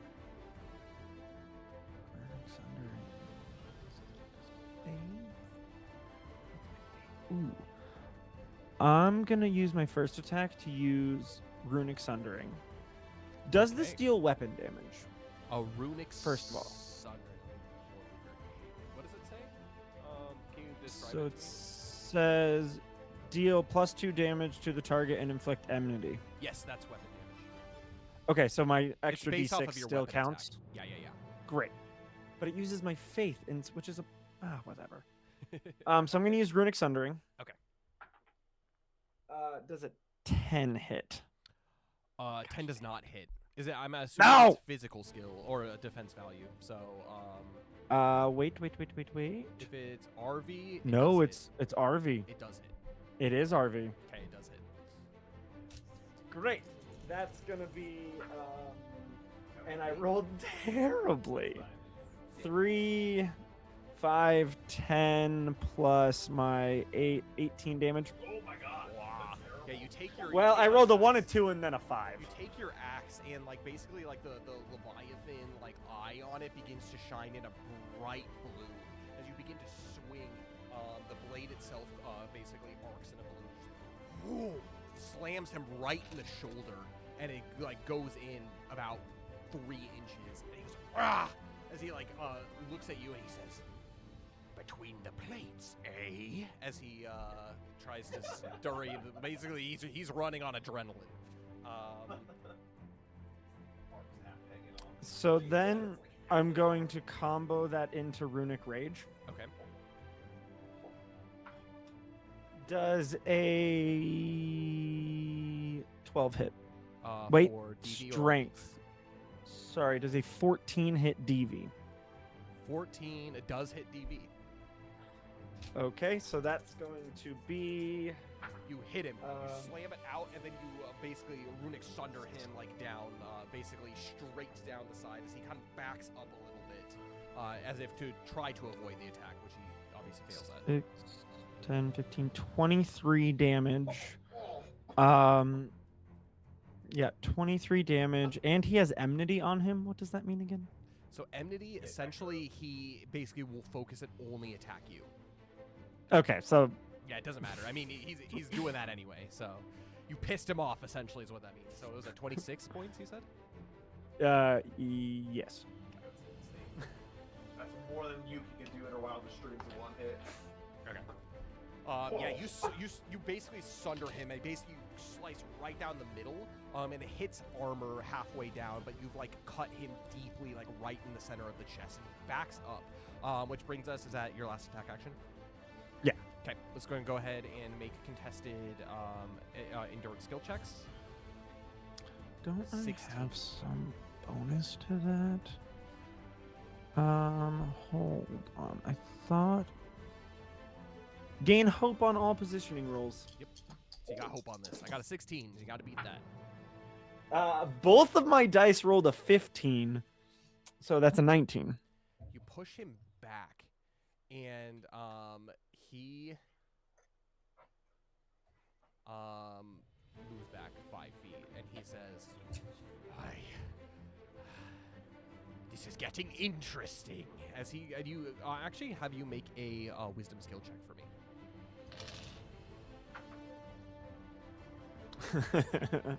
4.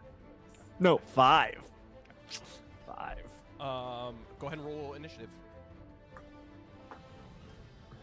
I'm just getting warmed up. That's pretty impressive. This guy's not just freaking out. I'm just warming up. If you want to call it quits, I'll accept your surrender. That's a 5. Yeah, you're just like standing stoic, confident. You're not trying to do anything fancy with speed. He ended up getting a 19 total. As he looks at you and he says, deadly close at close range. As he steps back, he's gonna go 5, 10, 15. He's gonna pull out of his pocket something Jack Minobs gave me. A flintlock pistol. He points it directly at you. As he just Oh unleashes no! black I'm powder so explosions at you. scared. I'm gonna have you make a no, it's just no weapon attack. A ranged weapon You attack. didn't need to. Why did you go into close combat at all? Pulls out his Glock. Actually, no, it's not the attack phase yet, so you can't do that. Nice. He goes all the way to the back. I think. Which is funny because I can attack I on the know, movement it's phase. great. What's your movement? 35. I don't think he can. Oh. He can't get further away. You're gonna close the gap. I mean, you outpace him. He's got 30 movement speed. He. Oh Done gosh. for. Yeah, he's pulling. He's in one hand he's pulling out his blade, or in the other hand he's pulling out his. He's gonna attempt to point blank this. So he's gonna get despair on the shot when you get in close. Nice. Point blank shot this at you. All right, that's what he can do. Oh, you want to start hurling things? Two can play that game. I'm gonna use both of my support actions to throw axes at him. Okay. Yeah, as he begins to kind of back away, he loads up basically his flintlock pistol. As he turns around, he sees you like ready to like unleash your axes at him. All right, go ahead.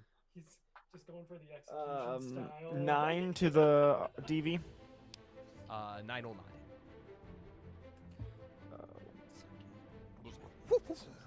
Off into the distance, nearly hitting one of the pirates that are back behind him, but not quite. 13. 13 will hit. That's gonna be 9 damage. Right, so you hurl this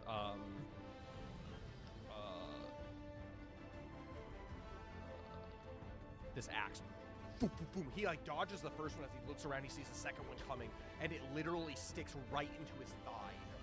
As he like attempts to pull it out, but it's too painful. It's just sticking out of his thigh as he is trying his best to try to survive this.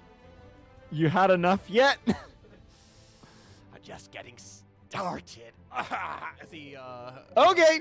you come rushing in. The I engage speed him. is of the essence as you just close the gap and initiate combat challenge.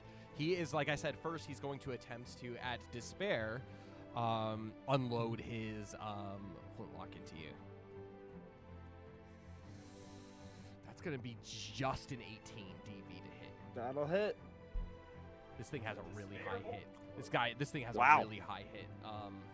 Yeah, he's going to unload into you, and that is going to be a total of... Yeah, As probably. it begins to hit, and it hits your armor and like explodes into shrapnel. As it like point blank into you, you take 34 points of cutting damage. Well, you know. Have you had enough? As he just winces in pain and he just flails wildly with his next two weapon strikes. He's gonna. Okay, hold on.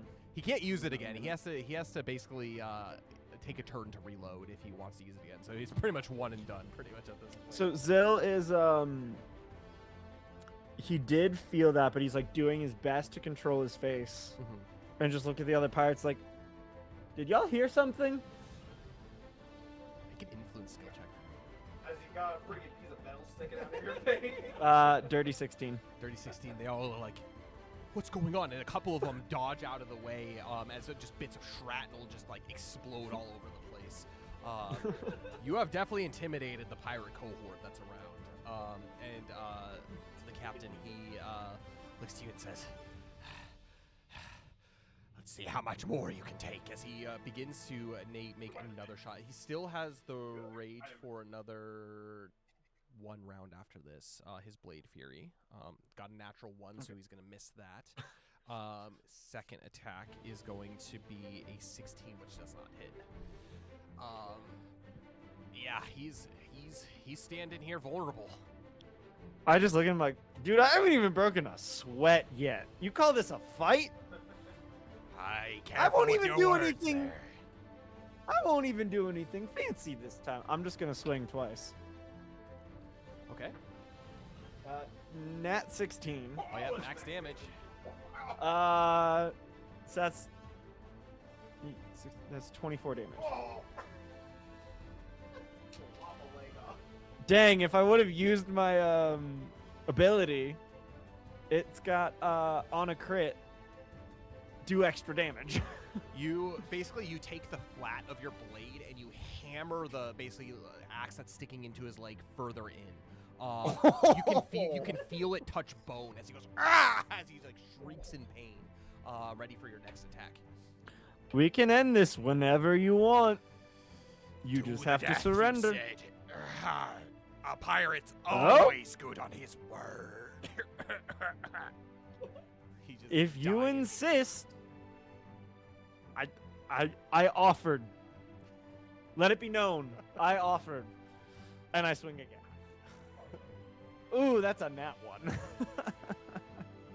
Your boasting makes you swing wildly out of the way. But Okay. which brings us next to our positioning roll for the combat round. Technically, he's backed up to a corner. So if he loses, you Heck get an yeah. extra attack on him. Technically, Physical, or what's the endurance. Sorry, endurance skill check. 9. You got a nat 1, so you get another attack on him. Oh, great. Last chance. I won't offer again. No, escape or surrender. Okay. Oh, nat 1 again. Dang it! All right, we're gonna go ahead and roll another round of combat initiative. 10. Ooh. I'm just gonna engage. I'm like, I don't got anything fancy, bud. I start, well, okay, yeah, walk back up and then engage. I started with a flare. I don't need it. All right. Yeah, you go ahead and you engage him in combat as he's just, like trying to like rip out the axe as he like abandons the idea as a good idea. He looks up as you see you just charge right in. Are you doing any support actions or anything? Nope. I'm gonna have you make a wisdom skill check for me. 7. 7. Okay. He says, I think that's enough of you. As 3 bodies hit you from behind, this whole time the pirates have been scooting in behind you. As 3 bodies hit you from behind to try to restrain you. I'm gonna have you make a endurance skill check against 3 pirates. 11. That's an 11 on 1, which, what's your physical score? Not physical, Physical or your strength? Strength score. 12. Okay. Well, 1 ended up getting a 13, and so they actually grab you from behind. Between the 3 of them, they're able to restrain you. You can spend attack actions to attempt to break that, but that means he can disengage from you. So he is going to. Without spending a support action, he's going to go back and says, a pirate's good on his word, but he'll do anything in order to win a fight. As he goes back, he is going... Your word was single combat. And they Your shall not word is harm you. worthless. Lads, as he calls out, tie him up, as more start to come in. So they have you restrained. If you don't break free by the end of this turn, they're going to be tying you up. So it is the combat round, which means you need to beat a 12. Basically an endurance skill check. You get 2 chances with attack actions as like an endurance skill check in order to break out. You have to get higher than a 12. Nope. And a nat 1. They begin tying you up as they just shove you to the ground. It's rope, but they begin. Well, to tie hold on.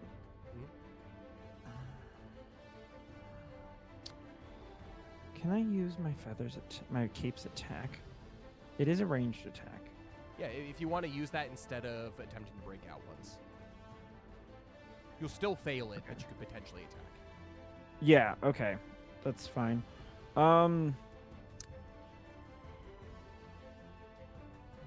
How bad is the captain looking? He's hobbling. He like this. You've almost severed his leg completely off. He's struggling. He's grimacing in pain. He's not screaming or crying. This guy's got high pain tolerance, but he's not looking good at all. Your word is worthless. I was restraining myself. And I'm going to send all 3 feathers at the captain. All right, survival check. He needs to make a DC 13 fortitude survival check 3 times. All right, first one, he gets a 14. Second one, Okay. gets an 8, fails. Third one, he gets a 7, fails. So two feathers hit. Well, he takes... Okay. So, first one that he failed, He failed one, or failed first 2. one he passed. Passed one. First one he passed, he takes half damage. Okay. So 11. So 13. So he takes 6 damage on the failed one. Okay. Or the passed one. Then he takes an additional 9 on the second feather. Okay. And then an additional 10 on the third. You call back to him as they begin to tie you up, and the wing of your feather cape begins to spurt out basically like these 3 feathers, and they have like a red trail as they go like turn out around and begin to pierce straight. He dodges one barely, but he gets hit on the side, and then the other 2. And he as this is happening, he says, "A pirate's as good as his." As the second one comes and just cuts right across his neck, He falls silent, dead. But these pirates are on top of you, tying you up, and say, "Restrain him! Make sure to get him!" And combat at this point is finished. Guys, I can kill your captain while you are restraining me. Do you really want to continue this? We need more men! We need more men! As there's basically this big ruckus, and a couple of them have Your run captain is the only one who could hurt me. More men will not help.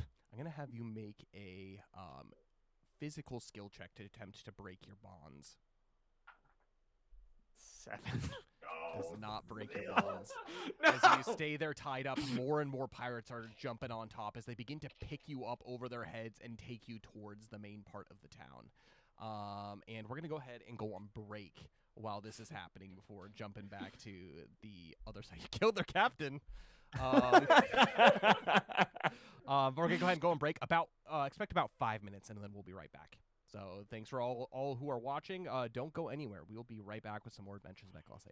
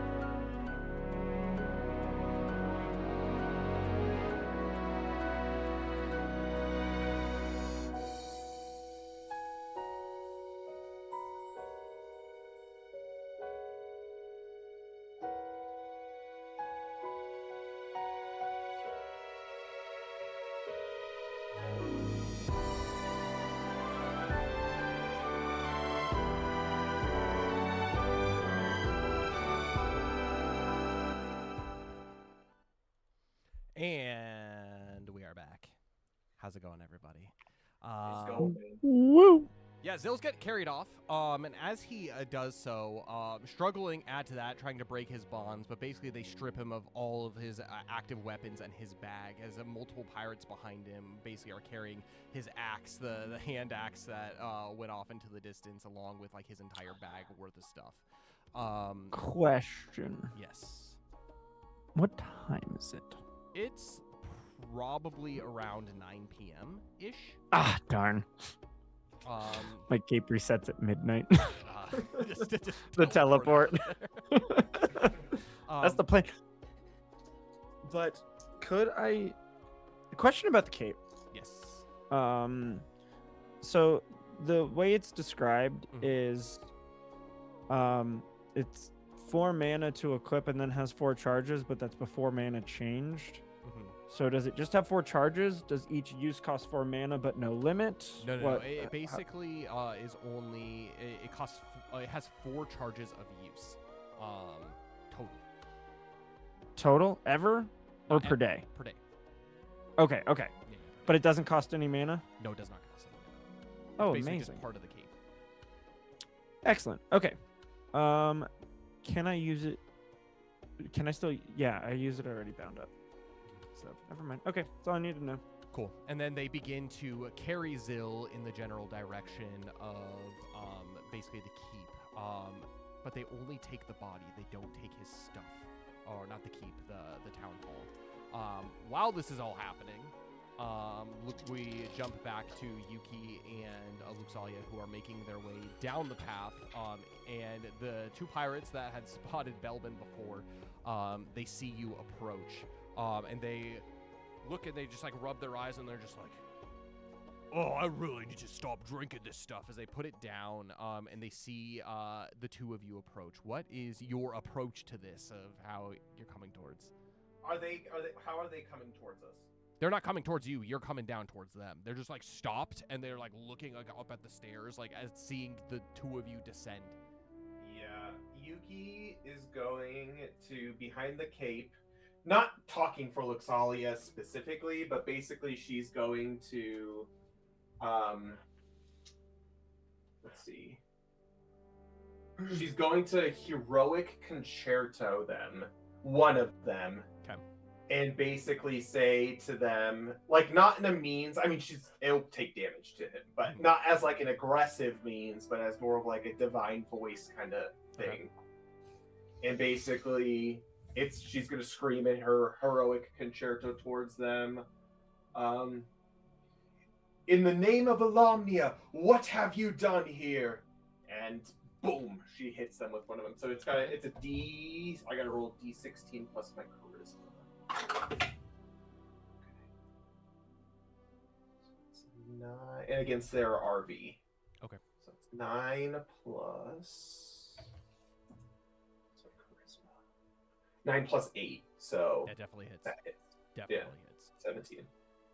As they look up and they begin to hear kind of this ethereal music that begins to build into a crescendo, and they hear like, what have you done here? Like in the name of Alamnia, and you do this. What is so? Are you striking 2, one of them? Yeah, whichever one's the closest, who hears it first, basically. Okay. And it's 2d6 plus my charisma light damage. Okay.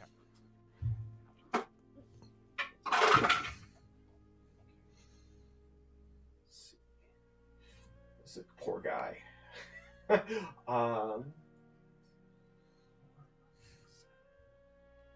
9, 10, 11 points of light damage he takes. You don't see anything specifically wrong with him. Just the one in front begins to keel over, and almost as if to retch, like he got just like punched straight in the gut.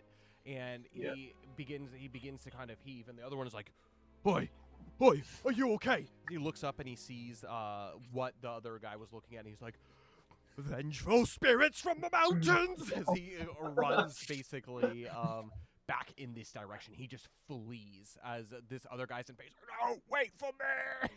And Yuki yells at him as well, "Stop!" Does he stop? Make an influence skill check for me. Good luck. 19. He stops dead in his tracks as his eyes fixate on the two individuals, the hooded individual with the ethereal Glyphon coming down these steps, and stops and like looks around and stands basically transfixed. What do you want? We're sorry for profaning that place. Sorry, did the guy run towards Belbin and the three hoodlums? No, he's running back. No, he was running backwards, Oh, not okay. up the stairs. Yeah. 'Cause Okay. They're currently coming Okay. down the stairs. So one of them, I Okay. guess both of them are stuck standing, like looking up at the stairs as Okay. Luxalia and Yuki make their way Yeah. down. And you can see this I whole get- thing transpire. You don't know exactly what's going on because it's kind of far away, but from the top of the cliff, you can absolutely see this whole all transpire. Cool. Also, because I use the hero concerto, when this character or an ally make an attack action, they may reroll the damage dice. Anyways, I guess Yuki will let Luxalia do the talking a little bit. Okay. Yeah. Now that she got their attention. Luxalia looks at them, and she, in like a very peaceful pose, says, You claim that you defiled Alomnia's shrine. they go, "We're sorry, we're so sorry." I come for justice, but I am a spirit of peace as well. Alomnia may forgive you if you do one thing for us. Anything! As they just like cower, the two of them. They begin like bowing and says, No, do not worship me. Worship the Almighty. I am merely his servant. Take me to your leader. Nobody else should know of this. If they will, Alomnia will instill divine judgment here and now. Can you do this for us? To pay for your sins, reparations for defiling Alomnia's temple. I'm gonna have whoever is controlling Luxalia make a influence skill check for me. Piety skill check for me. Piety 13. They look to her and they say, Are you a ghost?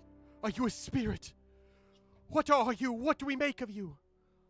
I am merely a servant of Alomnia, and I am peace and retribution. And they look at you like, Yes, we must take you to our captain. We must take you to our captain. As they get up and they say, Please, spare us. Spare this place. As they Lead the way. And it's very evident that this is like a sacred with like the censer going and the smell of incense filling their lungs and everything as they begin to lead away. It's only these two individuals at this point as they begin to walk towards the middle. You could tell that the two individuals that are leading you in that direction are apprehensive, primarily because as they walk you through the gardens, you're soon going to be seen by many, many people that are partying. What are you doing, Belvin?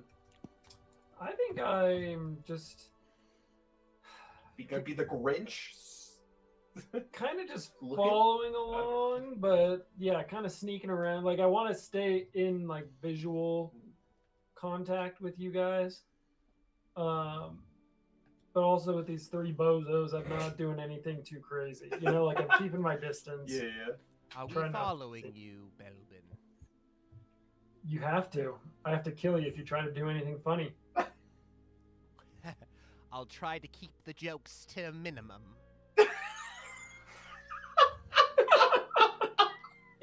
How's Belvin react? You're to that? witty. Yeah, you're witty. Belvin can respect that. That one he can respect. They follow you. I'm gonna have you make. You don't have to make any checks. There's nobody to really see you at this point, as the two people that were in the garden are leading Luxalia and Yuki off. But you do follow close enough behind where you can step in if anything does go down. Yeah. Luxalia, you are basically Luxalia and Yuki. You're brought into this open, basically area. What is Luxalia doing at the moment? Is she like casting like light on herself? What's going on? Sure, that sounds good. Okay. Yuki's gonna be behind, and Her shrine clerics begin to glow in a golden hue. As you reached closer and closer to the party, the two pirates leading you go into this and say, one of them says, "Stay here. I'll take care of them. Please don't smite us. We will not betray you." As one of them goes out and he begins talking to like some of the other individuals that are there, and they begin to abandon. It's like, "Oh, there's more liquor down there. The good rum is kept over there." And they're basically like shuffling them all out of the way to clear path. And they begin to walk, and you start to begin moving more in the direction towards City Hall. But they say, "No, the captain's in the inn," and they point up to the onsen. Nice. Okay, we follow. Okay. Maintaining looks. Yuki still singing ethereally as we walk up the steps. As you begin to approach the steps of Domon Onsen, there are two pirates. They are burly and they are very, very well armed. They say, "Oi, what is this? What do you bring to the doorstep of the captain?" As they begin to just kind of like almost scoff as like these two are like cowardly like leading the two individuals towards you. Like, "What's your name and your purpose?" And Yuki is sitting back here, and she's gonna hit him with another heroic concerto right in the dome. Okay. And just say, "You will let us through for Alomnia's sake." And boom. It's going to be an 18. Oh yeah, that definitely yeah, hits. That hits one of against them. Darby. And he begins to keel down in pain as basically like this ethereal music begins to play. And as this ethereal music begins to play, the one that was damaged before says, "No, not again!" As he just begins to like cower, and like the other one instinctively like kind of like jumps out of the way. And the one of the two guards that are guarding the doorway begins to have this like throbbing headache. He drops his weapons and he kneels down just in absolute pain as it feels like his head's about to explode. It's 13 points of light damage. Okay. So yeah, he feels this. He basically has an aneurysm as this goes down, and the other one's just like, "Oi, are you spirits? Leave us be, spirits!" And he pulls out. He goes into like his belt, and he pulls out like a medallion. This is definitely not like a sign of like Alomnia at all. It's like this like pagan mumbo jumbo stuff. And Yuki takes out her sword. "No, protect Yuki takes me!" out her sword. Yuki takes out her sword and chops off his hand. Still hooded, but like she's gonna chop off his Make an attack roll.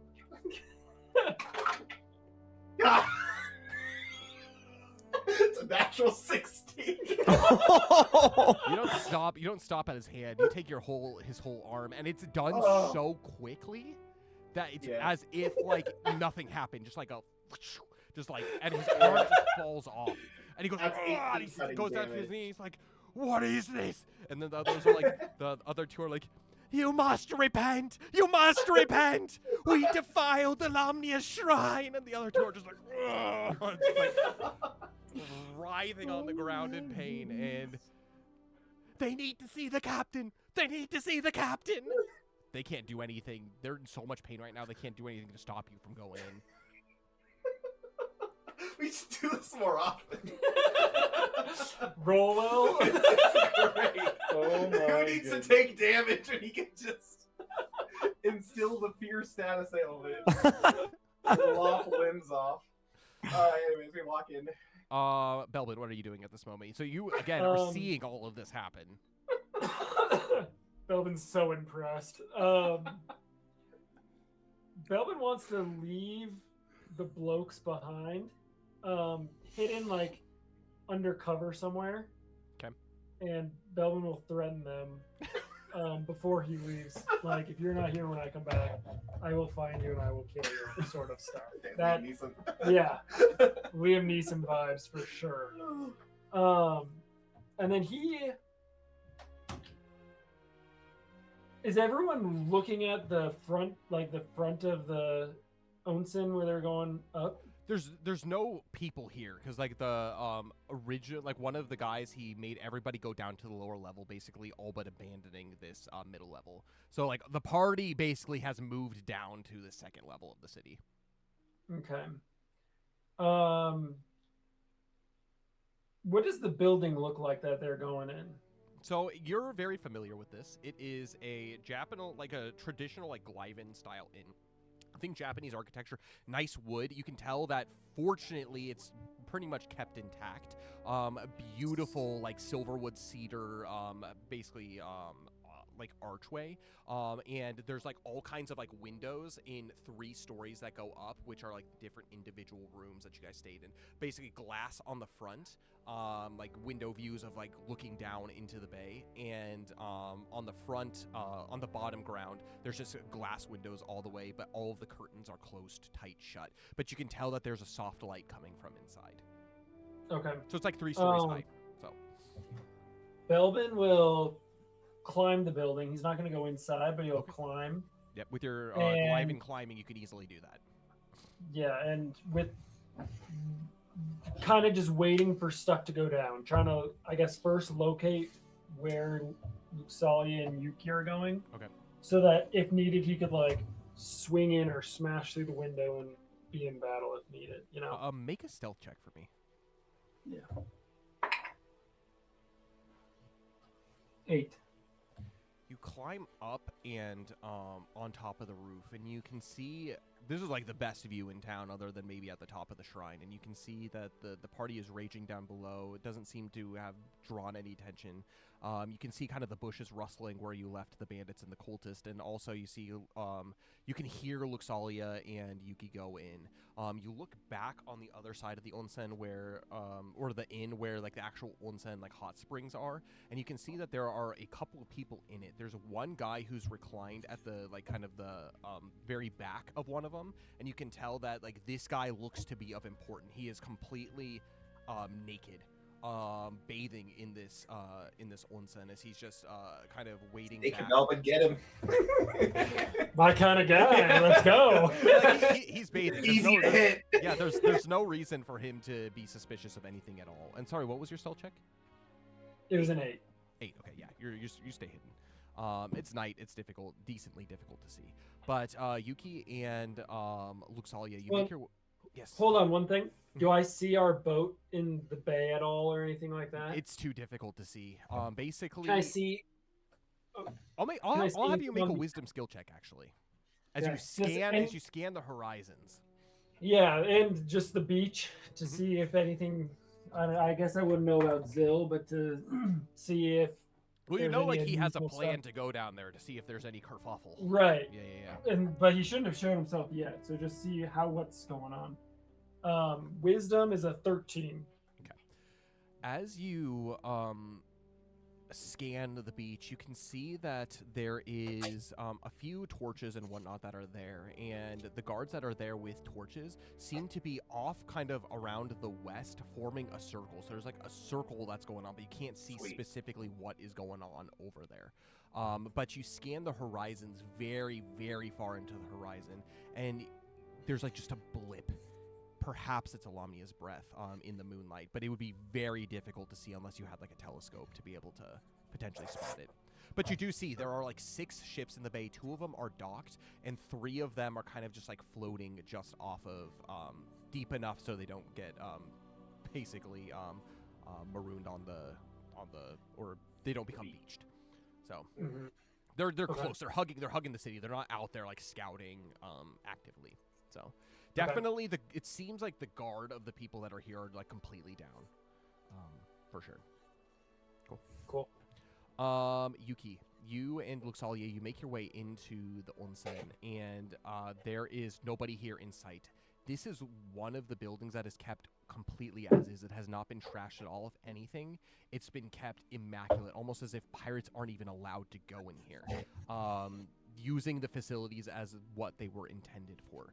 You see nobody. Did we notice not even like any Glyven prisoners who took care of the onsen or anything? Not on this basically Engawa entrance or you don't see like because there's like this large engawa that goes like basically long hallway that goes back and forth, and there's like tatami rooms with like shoji screens. So initially you don't see anybody. People are either in rooms, or basically you can see all the way to the back where there's this large basically like cedar wall.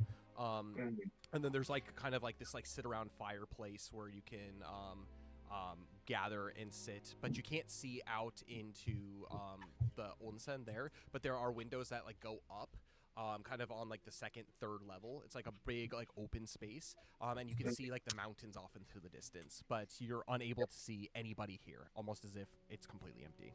And there's no sounds or anything. There's no either. sounds. It's pretty quiet. Okay. Well, I guess we continue to follow Yuki. Her hood's down, so like no one can see her face, but she's gonna kind of like keep looking around as she's sensing, and see if she can see any traces of anyone or anything as we walk. The two pirates that are leading you, they begin to talk to themselves, and they're like, "Oh, he's all here. Whoa, what time is it? What time is it?" It's like, it's around 8:50. And then they go, he says, "Oh, that means it's bath time for the captain. We should wait for him. We should wait for them."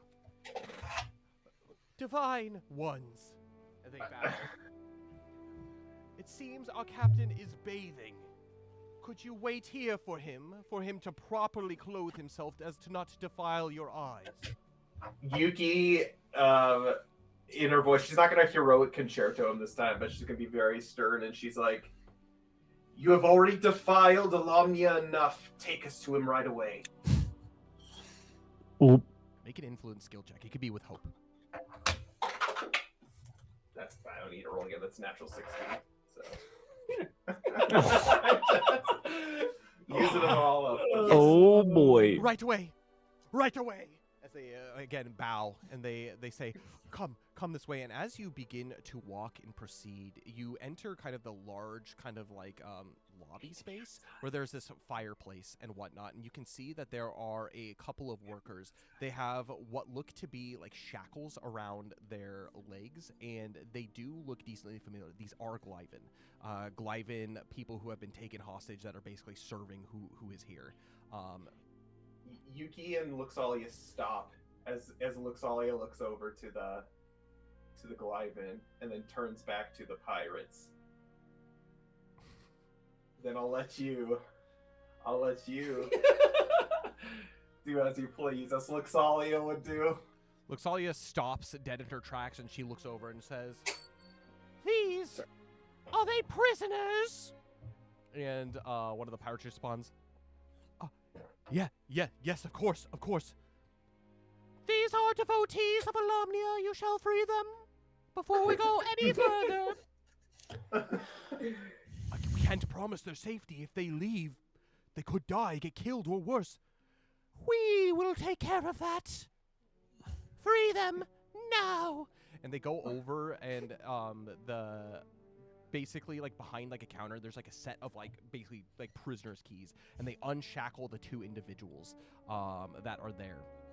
And one of them is Nobu, who is like the main guy at the onsen, and the other one is like just another worker that's there. And he like definitely recognized you guys stayed for a while at Domo Onsen, and so he doesn't say anything. And he says, "Thank you." And the other lady bows and says, Now you, the one with the keys, go to every prisoner you have here and unshackle them from their bonds. Those that I do not see. And if they are to cause you any issue, say, the servant of Alomnia has come for them. To meet here in the lobby. We shall depart this place together. We have a boss waiting out back. yes, of course. Now, lead me to this captain of yours, for I much desire to speak with him. Tell me, where is Gandalf? Like they take her staff. And you do, and they do so. One goes off, the other one leads you into the onsen and says, "Excuse me, Captain Halric. And you hear oi, what is it now? Are you drunk? Did you bring alcohol here? And he says, no. Yeah, I mean, yes. I mean, I don't have it anymore. There's someone who desires to speak with you, Captain. Did you tell them I'm bathing? It's just this ethereal voice off in the distance because it's like a layered, hot spring. So it's just this ethereal voice off and kind of like up above. It says, yeah, yes, but they come from the divine, sir.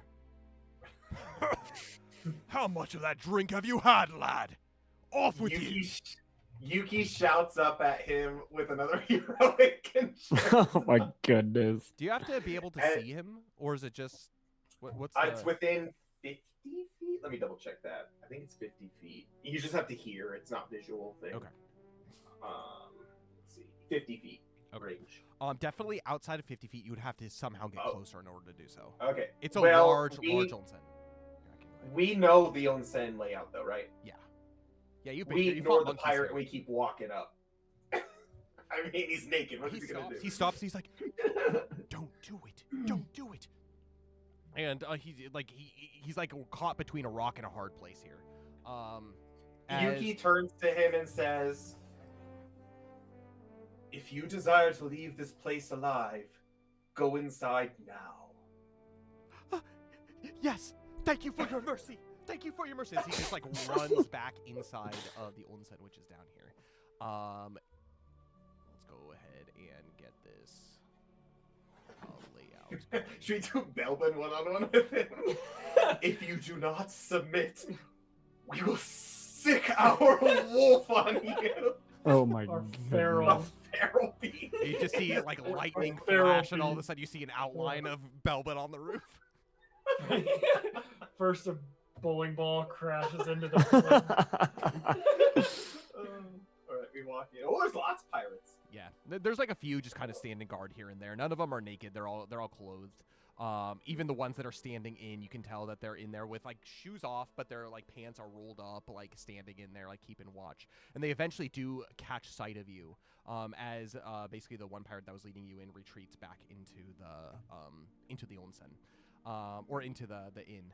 But you begin to approach. Do you go around the side or do you go through the water? walk on it. Yeah, we're gonna. Yeah. Oh. Hold up. So you're about 70 feet away at this point. Yeah. We're gonna walk as close as we can get to be within 50 feet. Through the water or around the side? Around the side. This pirate, you go into the view of this pirate, and you're not even led by anybody, and he sees you and he says, "Oi, who are you?" And he begins to like unsheath his sword. And Yuki, who does the main pirate or No, this this guy, pirate? just this guy who is We continue to walk, and if he approaches us, she's gonna. Oh, he's coming. He's running at you with the sword. We keep walking. Okay. And as he gets close, Yuki's gonna do another chop his head off. Oh my goodness. If she can, we'll see. Okay. He runs close. I'm gonna have you make an attack action. If this doesn't kill him, combat will ensue. FYI. That's fine. 11 plus 9, I want to say. Yeah, that'll hit. Yeah, plus 10. Go ahead and roll damage. You have to roll over 16 to one-shot him. Yeah. In this situation. Good luck. She's got high hit attack, so we're good. Hopefully. 9 plus 10. 19 points of damage. He approaches you, and as he's about to swing right down at Luxalia, again, Luxalia just continues to walk. You just, blinding speed, just decapitate him. It's not as fast as the last time, and his head rolls off his shoulders, and he falls down and goes silent. I'm gonna have you make a faith survival check for me, Yuki. Yeah, well, you know. Belbin, you see this, by the way. Yeah, well, I'm watching the whole thing. I was getting ready to drop a bowling ball on that guy. Oh, Oh, nice. A fate, you said? Yeah, faith saving check. Bless you. It's a 12. That's 3 points of misery. Oh. It's okay. It was worth This it. is the first one. The first one was something, but the second one is getting a little intense. But you continue to walk in. Luxalia, she whispers to you, "Careful, Yuki." Yuki whispers like, "Sorry, got a little carried away." All right, so you approach. You go around basically like this bank of rocks, and you can see basically this pirate. He's big and buff and burly, and he's sitting. He has his hat on, but he's like leaning up, and he's like, "Oi, who are you?" Yuki just lets Luxalia talk. We are what your companion says, the divine intercessors that have come to speak with you about your wrongdoings here in Takai Town. You? What kind of magical mumbo jumbo is this? And he looks down and he says, "You want to join me?" Yuki heroic concertos him Oh my goodness. and says, "You do not speak to Alumnia's servant this way." And boom, hits him with it. Okay. I swear, it's a natural 16. All right. That's Max damage. What's max so, damage? I don't know what max damage is. I've never hit max damage with it. A D2, D6 plus 4, so 12, 16? 16 damage. 16 light damage. He immediately feels this horrible pain, almost as if his tongue is getting yanked out of his mouth as he begins to speak. And he keels over and he says, "Oi! Oi! Oh," as he just like groans in just like absolute horror and pain as he says, "Oi! Oi!" as he could barely, because as his tongue begins to swell in his mouth. Mm-hmm. And she continues to let Luxalia speak. As I had mentioned, we are the sign of Alumnia, his humble servants, and you have desecrated his sacred shrine. He looks up, and you could just tell, like, his face is beginning to swell as his tongue actively swells in his mouth. And he says, "Oi! Oi! Is this the time?" This is the time and place. Silence. Whoever's rolling for Luxalia, influence skill check. Nice. Ooh. She's pretty influential, I think. Maybe she's charming, I don't know. 13. 13. He shuts up, and he stands up, revealing everything, as he says, and he reaches over and he grabs a towel and he puts it around his waist, and he says, "Speak." And Luxalia, she begins to approach. Are you doing the walk on water thing? What is going on? Yeah. As best as we can. So basically, what would be the case here is you would have to somehow still hold onto it while like using your wings to kind of glide her like across, like holding her and gliding her across. It's going to require a physical skill check from you in order to do so. Yeah, that's As fine. you approach. We'll try it. Okay. Physical skill check. Mm-hmm. Okay. It's a 13. 13. You are able. She's small enough where you're able to, by one hand, just like hold her by the back, like by the like back collar, and begin to move her. She basically, like the way that her like robes are, she has this overrobe, but she also has basically like this I don't know, it's kind of like, it kind of looks like one of those like things to like help you have like better posture, but it's for like the Goliath to keep good posture in order. So you like literally hold her from that, and so she's like a backpack harness kind of as you begin to like walk forward. And this is ethereal. The pirates here see you, and there's like, "Everyone for themselves," as they begin to just like abandon like their captain. And the captain is like dumbfounded as he just like stands there as you just literally, the two of you like glide across the water towards him. Belwin, what are you doing? I was just about to put in my input. I'm gonna climb down from the building. Around the backside? If they're looking this way, I'll be like over on this side. You can't really see it. It's kind of like off. Basically, here? get down. So the main building is here. This is kind of a little side building where you basically put all of. So you'd be like over here somewhere. Yeah, come down. Maybe it'd be like kind of back here, kind of. If that makes sense. Of like out of their view, so that we'll put you I here so could people make on my stream way can back see there. you, but you're on the Yeah. roof back here. Yeah, perfect. And then I'll be making my way kind of behind here in the woods, not to be seen, just Make to a hang out. stealth check. You can do it with hope, as like there's a little bit of chaos brewing here. Yeah. Chaos with us? What? Never. 11. What is this, Eclaas chaos? How have we never made that joke That's before? crazy, yeah. 11. 11. Yeah, you easily do so as you sneak past, and these guys just abandon all hope here and make their way in. Abandon hope, all ye who enter. Seriously. All right, you make your way around kind of the back, up on top of like this cliff to where you can see what's going on. Yuki, what? Does Yuki see him? No, can he's only too get- stealthy for you.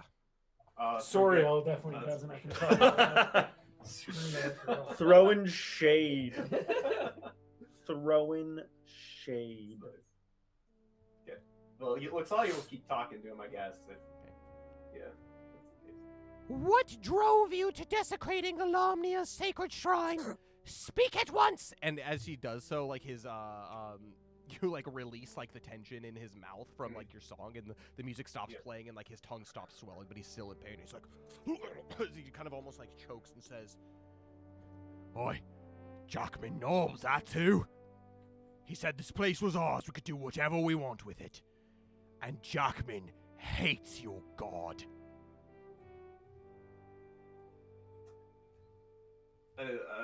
Okay. And Yuki will scream angelically behind her cloak, "Blasphemer!" and hit him with another Oh my goodness. How many of these do you have? as much until I run out of mana. Okay. Costs mana. Oh! It's pretty good. It's not a natural 16. 15 plus something. Oh my goodness. 15 plus 8. I'm assuming that He hits. feels the pain in his gut at this point, as it's just this blasphemer rings out. And if anything, Belbin, you have to kind of cover your ears at this moment. It's just blasphemer, as it just like almost as like the sign of God coming down, like screams from the 12. abyss. That's 12 points of light damage. And he keels over in his stomach, and he goes, "Oh," almost like drowning himself and dunking himself in the process. And he says, "I didn't say it's what I believed." Ugh, as he just like groans. And Yuki, "Please, without make even it stop. Ugh." without even Luxalia saying anything, Yuki says, "But you're the one who destroyed the shrine." Only following orders. Ugh, as he Which just- makes you accountable, and she continues to like bring Luxalia closer and closer. She's about 10 feet away now at this point, and within sniffing distance as this incense begins to coalesce with like the steam that's coming up. Belbin, what are you doing? As you can see that this guy is clearly in pain. Belvin's taking out his bowling ball. Oh no. Divine retribution via Yuki. bowling ball. I'm gonna have you make a wisdom skill check for me. Okay. And stealthily. No. Luxalia and Yuki can Oh, see that's a me. D10. Okay, so you've revealed yourself. Okay. Just to them, I'm Okay, still yeah, I mean his back stealthily- is to you, so if you just like left Yeah. the brush, you could see. You see Uh, Belbin wisdom. raise with his bowling ball in his hands. That's an 11. And I'll be holding it over my head as if like, just give me the signal and yeah, I'll yeah, like yeah. She gets that. drop She it gets on him. that. This guy's in So pain. Yuki, yeah, well, Luxalia will try to get him talking. Okay.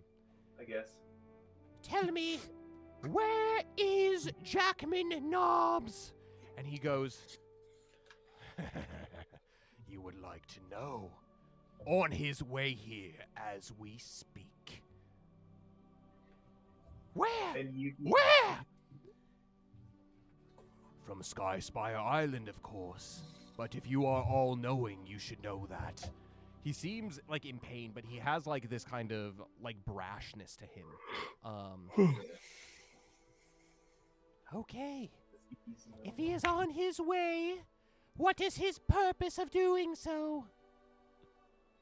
He takes a break from, like, looking downwards, and he looks directly into his, into the eyes. For his lost treasure, of course. Treasure? There is no greater treasure than Alomnia's forgiveness. Does he come for forgiveness? He smiles and he says, he comes for your doom. Yuki gives him the signal. All right, Belvin comes from behind and knocks him on the head with the bullet. I'm gonna have Enough to knock him out, not kill him. He's not trying to kill him. He just wants to Okay. knock him out so we could like take his body and do I'm gonna whatever. have you make an unarmed or an unarmed attack. So basically, just a physical skill check for this attack. You get, and if you do damage, you can roll it with hope and take the 2 because of the heroic concerto. Oh, that's Okay. true. It will be a 10. 10. You do hit Take it. him. He is wearing no armor as you just whack him across the head with this this bowling ball. Literally just like striking down like on top of him. Go ahead and roll damage. The damage is going to be a D16 for the 16-pounder. It's going to be a D16. No additional No modifiers. modifiers. No modifiers. Okay. Again, roll twice and take the higher of the 2. Okay. Who's cocked? 11. This guy. He falls unconscious and he just slumps down. No more Nice. speech. Belvin will grab his body out of the water so he doesn't drown. Okay. You pull him kind of up onto the rocks a little bit as he's just like unconscious, like up on the banks of the rocks. Yuki calls over to Belvin. There's no other pirates here. so No, I it's can just abandoned. capture Yeah. Yuki says, "We could use this to advantage. Good job, Belvin." And basically, she asks, "Belvin, do you still have your cloak?" And basically shows that thing. Mm-hmm. Maybe you could walk beside us, carrying the body of the captain down into the square. Do we want to do that? Do Yeah, we? because then we're gonna pillar of light and blow him up. This captain up? Or No, just, no, no, we'll carry him saying, "Your captain's ours now." So can I want to tie him up with using my grappling hook. Can I do that? Yeah, Made absolutely. out of- I think Luxalia has chain. She has like 50 feet of chain, like in her, like on her person, I believe. We'll still let looks like do the talking. Yeah, But but yeah, we'll tie him up in the chain. Okay. I'll wear my cloak as we go into with a. I wanna wear my. Should I wear my mask of the night yeah, why not? or my Amios mask? Nah, not Eeas. We're not demonic. All right.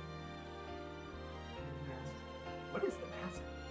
Mask of the night. Is this Phantom of the Opera? It's the power change based on those who wear the mask. For some, it offers incredible power, but for others, it serves as little more than facial decoration. It was decoration for you, right? Yeah, it helps dark elves blend into crowds. And since I'm not a dark elf, Sure. yeah, Cover it's your just- Yeah, it's just decoration. I do get a +1 to influence, so if I Kind wear of it. like that. Right, we'll carry him out Yeah. into the main onsen. Hopefully, there's pirates there. Yeah, you make your way into the inn itself, and you see that there are a bunch of, probably a total of 8 total slaves that are here. And as we walk in- both of those 2 that are there, but everybody else seems to have just fled the premises. The Okay. guy that you had chopped his arm off originally on the front, he lies dead on the front, and the other guy has gone off into the town, terrified. All right. Actually, Yuki's gonna grab the body of the decapitated man and kind of drag it behind. Okay. Still covering her face. Okay. Intimidation tactics. As- And we see the As Yeah, you we see go the glider. into the as you go into the actual inn yourself, you see the two pirates that you had, or the two drunk pirates that are just like, "We did as you asked. Please forgive us. Have mercy on us." And they like bow at Luxalia's feet. What does Luxali say to them? Do not bow to me. Bow to the god up above. Are you truly repentant for what you have done? And they look to him and says, "Yes, yes." Sober up first and ask him for forgiveness later. We will spare you tonight, but you will change your ways. Going forward, you will help these prisoners escape. Up the shrine path, there's an exit out to the back of the mountain. Take them. Meet up. We have a few individuals that are up there. Tell them to monkeys. take them to Flamberge, and you will be free to go. It is up to you to decide whether you will join Jackman Nobbs and his terror of the seas, or to escape, create new names, and new souls for yourselves. Do you understand? And give up the drink.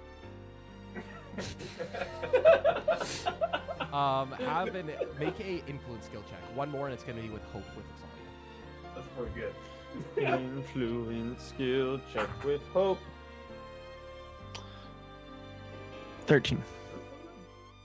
Consistent. Yes, whatever you say. Whatever you say. As they like bow down and they like help guide the Glyven that are like within this inn out into like the main road.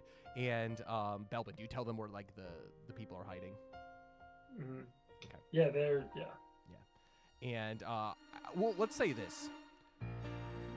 My companion here will lead you to the individuals that you will take them to. Go up to the shrine and wait out there until our job is done. Alamnia has much wrath to bestow upon this group. And they say, yes, yes. And so you journey basically to the steps, meet up with them, and they go up and you rejoin the group as you go out into kind of the main. Still carrying their naked leader over your shoulder. Again, he's unconscious, and so you make your way out here, and you see down below there is what looks to be torches lighting all over the place. There is fear, there is chaos, but importantly, there is a group of individuals carrying a bound Zill up in a rush at this point, as like about 12 of them holding, basically carrying Zill, run up, and they see you at the top of the stairs, and that is where we're going to end our session. No! No! Ah! No! That's fine. Thoughts on today's session? Let's go ahead and start with next. That didn't go as well as I would have liked, but it didn't go bad either. I'm like, yeah, this is fine. You got shot by a gun and you're bound. From point blank. Not dead, though. He did more damage than I was expecting. I saw it coming, but Zill is irked of you said your word is binding. This was supposed to be one-on-one to the death. How dare you? A pirate's life for me. So that's a little annoying, but it's Zill's got a couple plans on how to get out. Mhm. So he's not out for the count yet. Especially now if he's gonna see his friends. It's like, hey, you see that chaos? They're with me. Yeah. So it's good. I like the It's double good. pinch approach of you guys going two separate ways. It's like, don't split up, and it's like, nah, we're gonna split up. Still can take it. Which he did. He's not dead. He's just been captured. I've been slightly scratched, Gotta get your stuff, though. Let's not forget that. all because of a gun. He did nothing else. He hit you with one sword attack. Yeah, you got One a sword. back, yeah.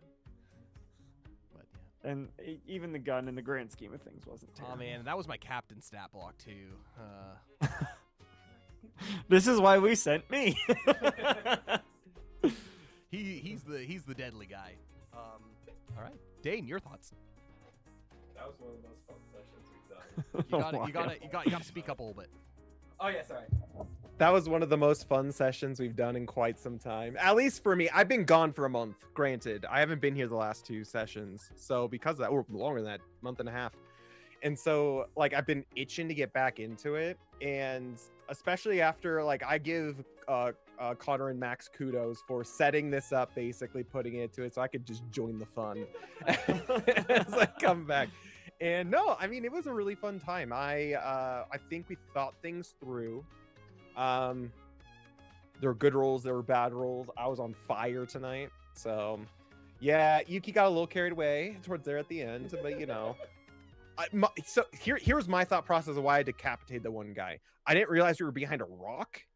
She was trying to prove a point and be like, if the other pirates were gonna come and try to like jump us, she basically wanted to prove a point, saying like, think again, kind of thing. But no one saw it, and she gained misery. So you know, it's fine. Nah, it's all good. That was worth it. She's got to repent though, as Luxalia says. Yeah, well, you go. I'm dragging the body. Yeah. It's good. But no, I mean, it was fun. I think, again, we're getting creative again because of the situation is kind of a quote unquote impossible situation. You kind of have to get creative when it comes to these kind of things. But I'm curious when it comes to your turn, Kyle, what you think of the creativity that we've come up with our threefold approach with Thordain being an Olympic swimmer to the ship. It's true. He might as well be a fashion fail at this point. Yeah, right. But no, I mean, it was really fun. I had a lot of fun with the role play aspect. I think we thought things through really well. I think we all kind of played to our strengths to a certain degree.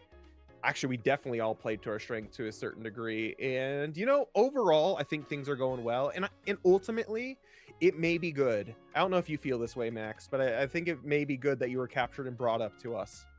Yeah, I feel like we can play this Yeah. to our advantage pretty easy. For sure. Yeah. So those are my thoughts. I thought it was really good. Connor, your thoughts? Yeah. Few of my thoughts. One, I thought something was gonna go wrong with the plan. Much more wrong than it did. Honestly, actually. the high rolls helped a lot in this situation. There were Yeah. so many Nat 16s. Monkeys. This game is so easy when you roll well. It's insane. Like, and I didn't even have any of the natural 16s. I was rolling the ones to balance everyone out. Yeah. But when there's nobody there to do Yeah, but anything against. yeah, there's not a huge like disadvantage if you're not doing stuff with people around. I also thought that Thordain was gonna miss the ship, and if that happened, then this whole plan is just cooked. Yeah, so I don't know. I think we're in a pretty good position because the team up top did their part, and we're the ones that like set everything in motion and we're supposed to. Belbin, I'm sure, will not be happy with Zill being like, dude, what are you doing? You didn't wait for any signal, you know? But no, I thought it was a super fun session. The role playing, I think we planned out well, and we're maybe gonna see some fruits from that instead of we usually just charge in and go by the seat of our pants, you know? So yeah, I don't know. I thought it was real fun, and I'm excited to see how this is all going to turn out. There's no way in my mind that we get all of the pirates to be on our side, but Belvin got to use his bowling ball, so it's a good day. It's a good day. It's true. It is a very, very good day.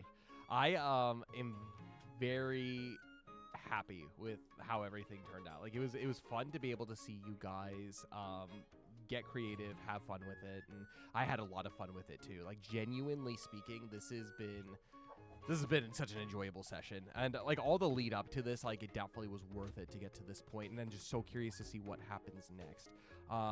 I never expect what you guys are going to do. Genuinely, like I go into this just like as surprised as you guys about like how things are going to turn out. And as Connor mentioned about like all the Nat 16s, you know, sometimes it just works out in your favor. Consider it providence. I don't know what's happening here, but I think you guys made very good decisive decisions on what to do. Like for example, with Zill, I like the whole one-on-one combat, but it was interesting too with like the 2 wisdom skill checks. If you would have passed those, you would have seen that they were sneaking in closer to you, turn by turn. But like again, it worked out because it's like, all right, literally Zil took out one of the captains, one of the potential 6 captains that are here. You don't know if there are some that are on the ship still or whatever the case, but you have taken care of 2 of the potential 6 captains that are here based on the amount of ships that are here.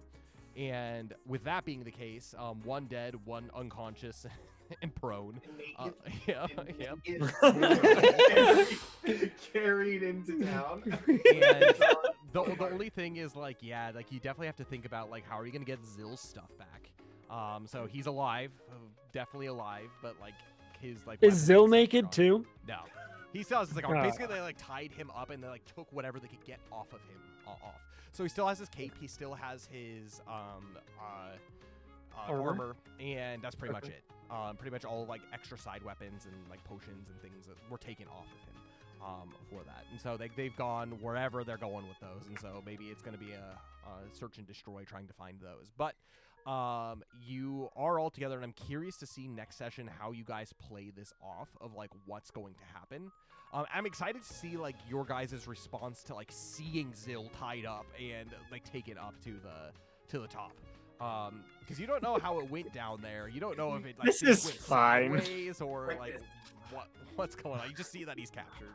And kidnapped. I'm currently the epitome of my Twitch emoji. Yeah, that's Oh true. yeah. The fire. this is fine. And also, living up to my emote. I'm genuinely curious on when you're going to unleash the fire with the pillar of light and like things. Oh yeah. Yeah. You still have the signal to be able to do what you can with blowing up the harbor, if you wish to do so. Maybe we could take out one of the captains in the process. Partially something that I was thinking is like, so there's still like a ton of pirates here.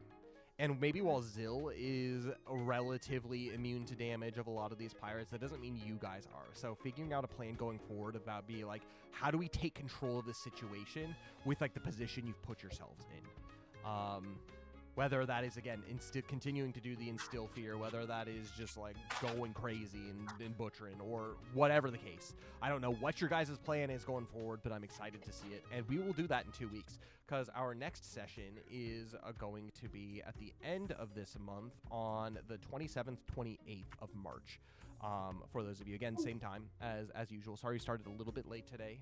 We were dealing with some audio issues and other things, but thank you so much for joining. It was really Always good, a really technical great time. issue. No, it happens. When you're in person, like God's just like, nah, we're not gonna let this happen. Or no, God is just like, let's throw some difficulty your way. Let's see how you deal with it. And we're dealing with it. And we made it work. It's all good. It's all good. We figured it out. But yeah, I'm very, very curious to see what's gonna happen going here, and this was such a fun session. I enjoyed it so much, and hopefully, we can have everybody next session fill in Cole on everything that has happened between Luxalia and the position that she's in. And yeah, so should be good. I'm very much looking forward to it. Dane, do you have any announcements? Anything like that? A couple things. First and foremost, hey Kami, how's it going? Long time no see. Hope you're well. Kami. Announcements. I mean, there's a lot of announcements. It depends on how long the announcements you want it to be. No, I mean, it's going to be a normal week. So again, Kyle will not be streaming Kingdom Hearts 3 on Monday, his time, Sunday, our time. We have some behind the scenes business stuff to be taken care of that day. So, however, he will be back on Tuesday, America time, Wednesday, his time, for some Kingdom Hearts 3. He just started it yesterday, so it was a really good time. Join us. It's very different than the other games, but the graphics are beautiful. Love it. As far as other streams go, Kyle, you did mention that we will be streaming Everlast, so stay tuned for that. I'll be working on getting those up on YouTube, the ones from the past, so that you guys can catch up if you have missed any Everlast sessions. And we have a lot of things, an absolute ton of things on the horizon. So for the Everlast trading card game, we are in the process of packing orders, and some orders have been delivered and gone out as well. So that's pretty cool. In fact, Connor just got his tonight, which is nice. So those of you who did order Veil of Twilight as well as Night of Martyrs, your packages are on the way. We're about halfway through production. Production's done. We're halfway through the packaging process of them, so little by little they'll be going out. So I'd be expecting it within the next month and a half at the latest, depending on where you live, of course. But yeah, League. Come join us for League, especially those who are in Colorado. We do have a regular League at Light of the World Catholic Church, and that's every first Saturday of the month from 9:15 a.m. to 11:15 a.m. And then we also have a you have to sign up for it. It's an RSVP League at Enchanted Grounds in Littleton. So those of you who are in the area, feel free to send us a message via Discord so that we can put you on the list so we can get tables for that. As far as the Castle Rock League, those of you who missed it, unfortunately, Inconceivable Toys and Games in Castle Rock had to close their business. So they're in a big outlet mall out in Castle Rock, and the property owner raised rent by an extraordinary amount. So like half of the stores are closing there. Which is they're out of business, yeah, completely. So I mean, there was other things that I won't get to on stream behind the scenes that were happening with him, but yeah, unfortunately that League location, which was an awesome League location, will be closing down. However, we will be expanding within the new year, and that includes with our LLC and all the company stuff. We are also planning on doing a couple conventions. I'll talk to you, Max, about it, and you, Connor, if you're interested in any of that. Yes. Just moving forward, so the game is spreading. We actually are growing for sure a group of people who really enjoy the game, and those of you who are curious about the Everlast TCG, visit our website because you can find out all the good stuff there. We will be updating with Veil of Twilight and Night of Martyrs stuff on the website here shortly. The set does release for those of you who did not order via Kickstarter in May. So mid-May is when it's going to be available on our website, in our store, as well as on Amazon, as well, and for international buyers on eBay. So that'll be good.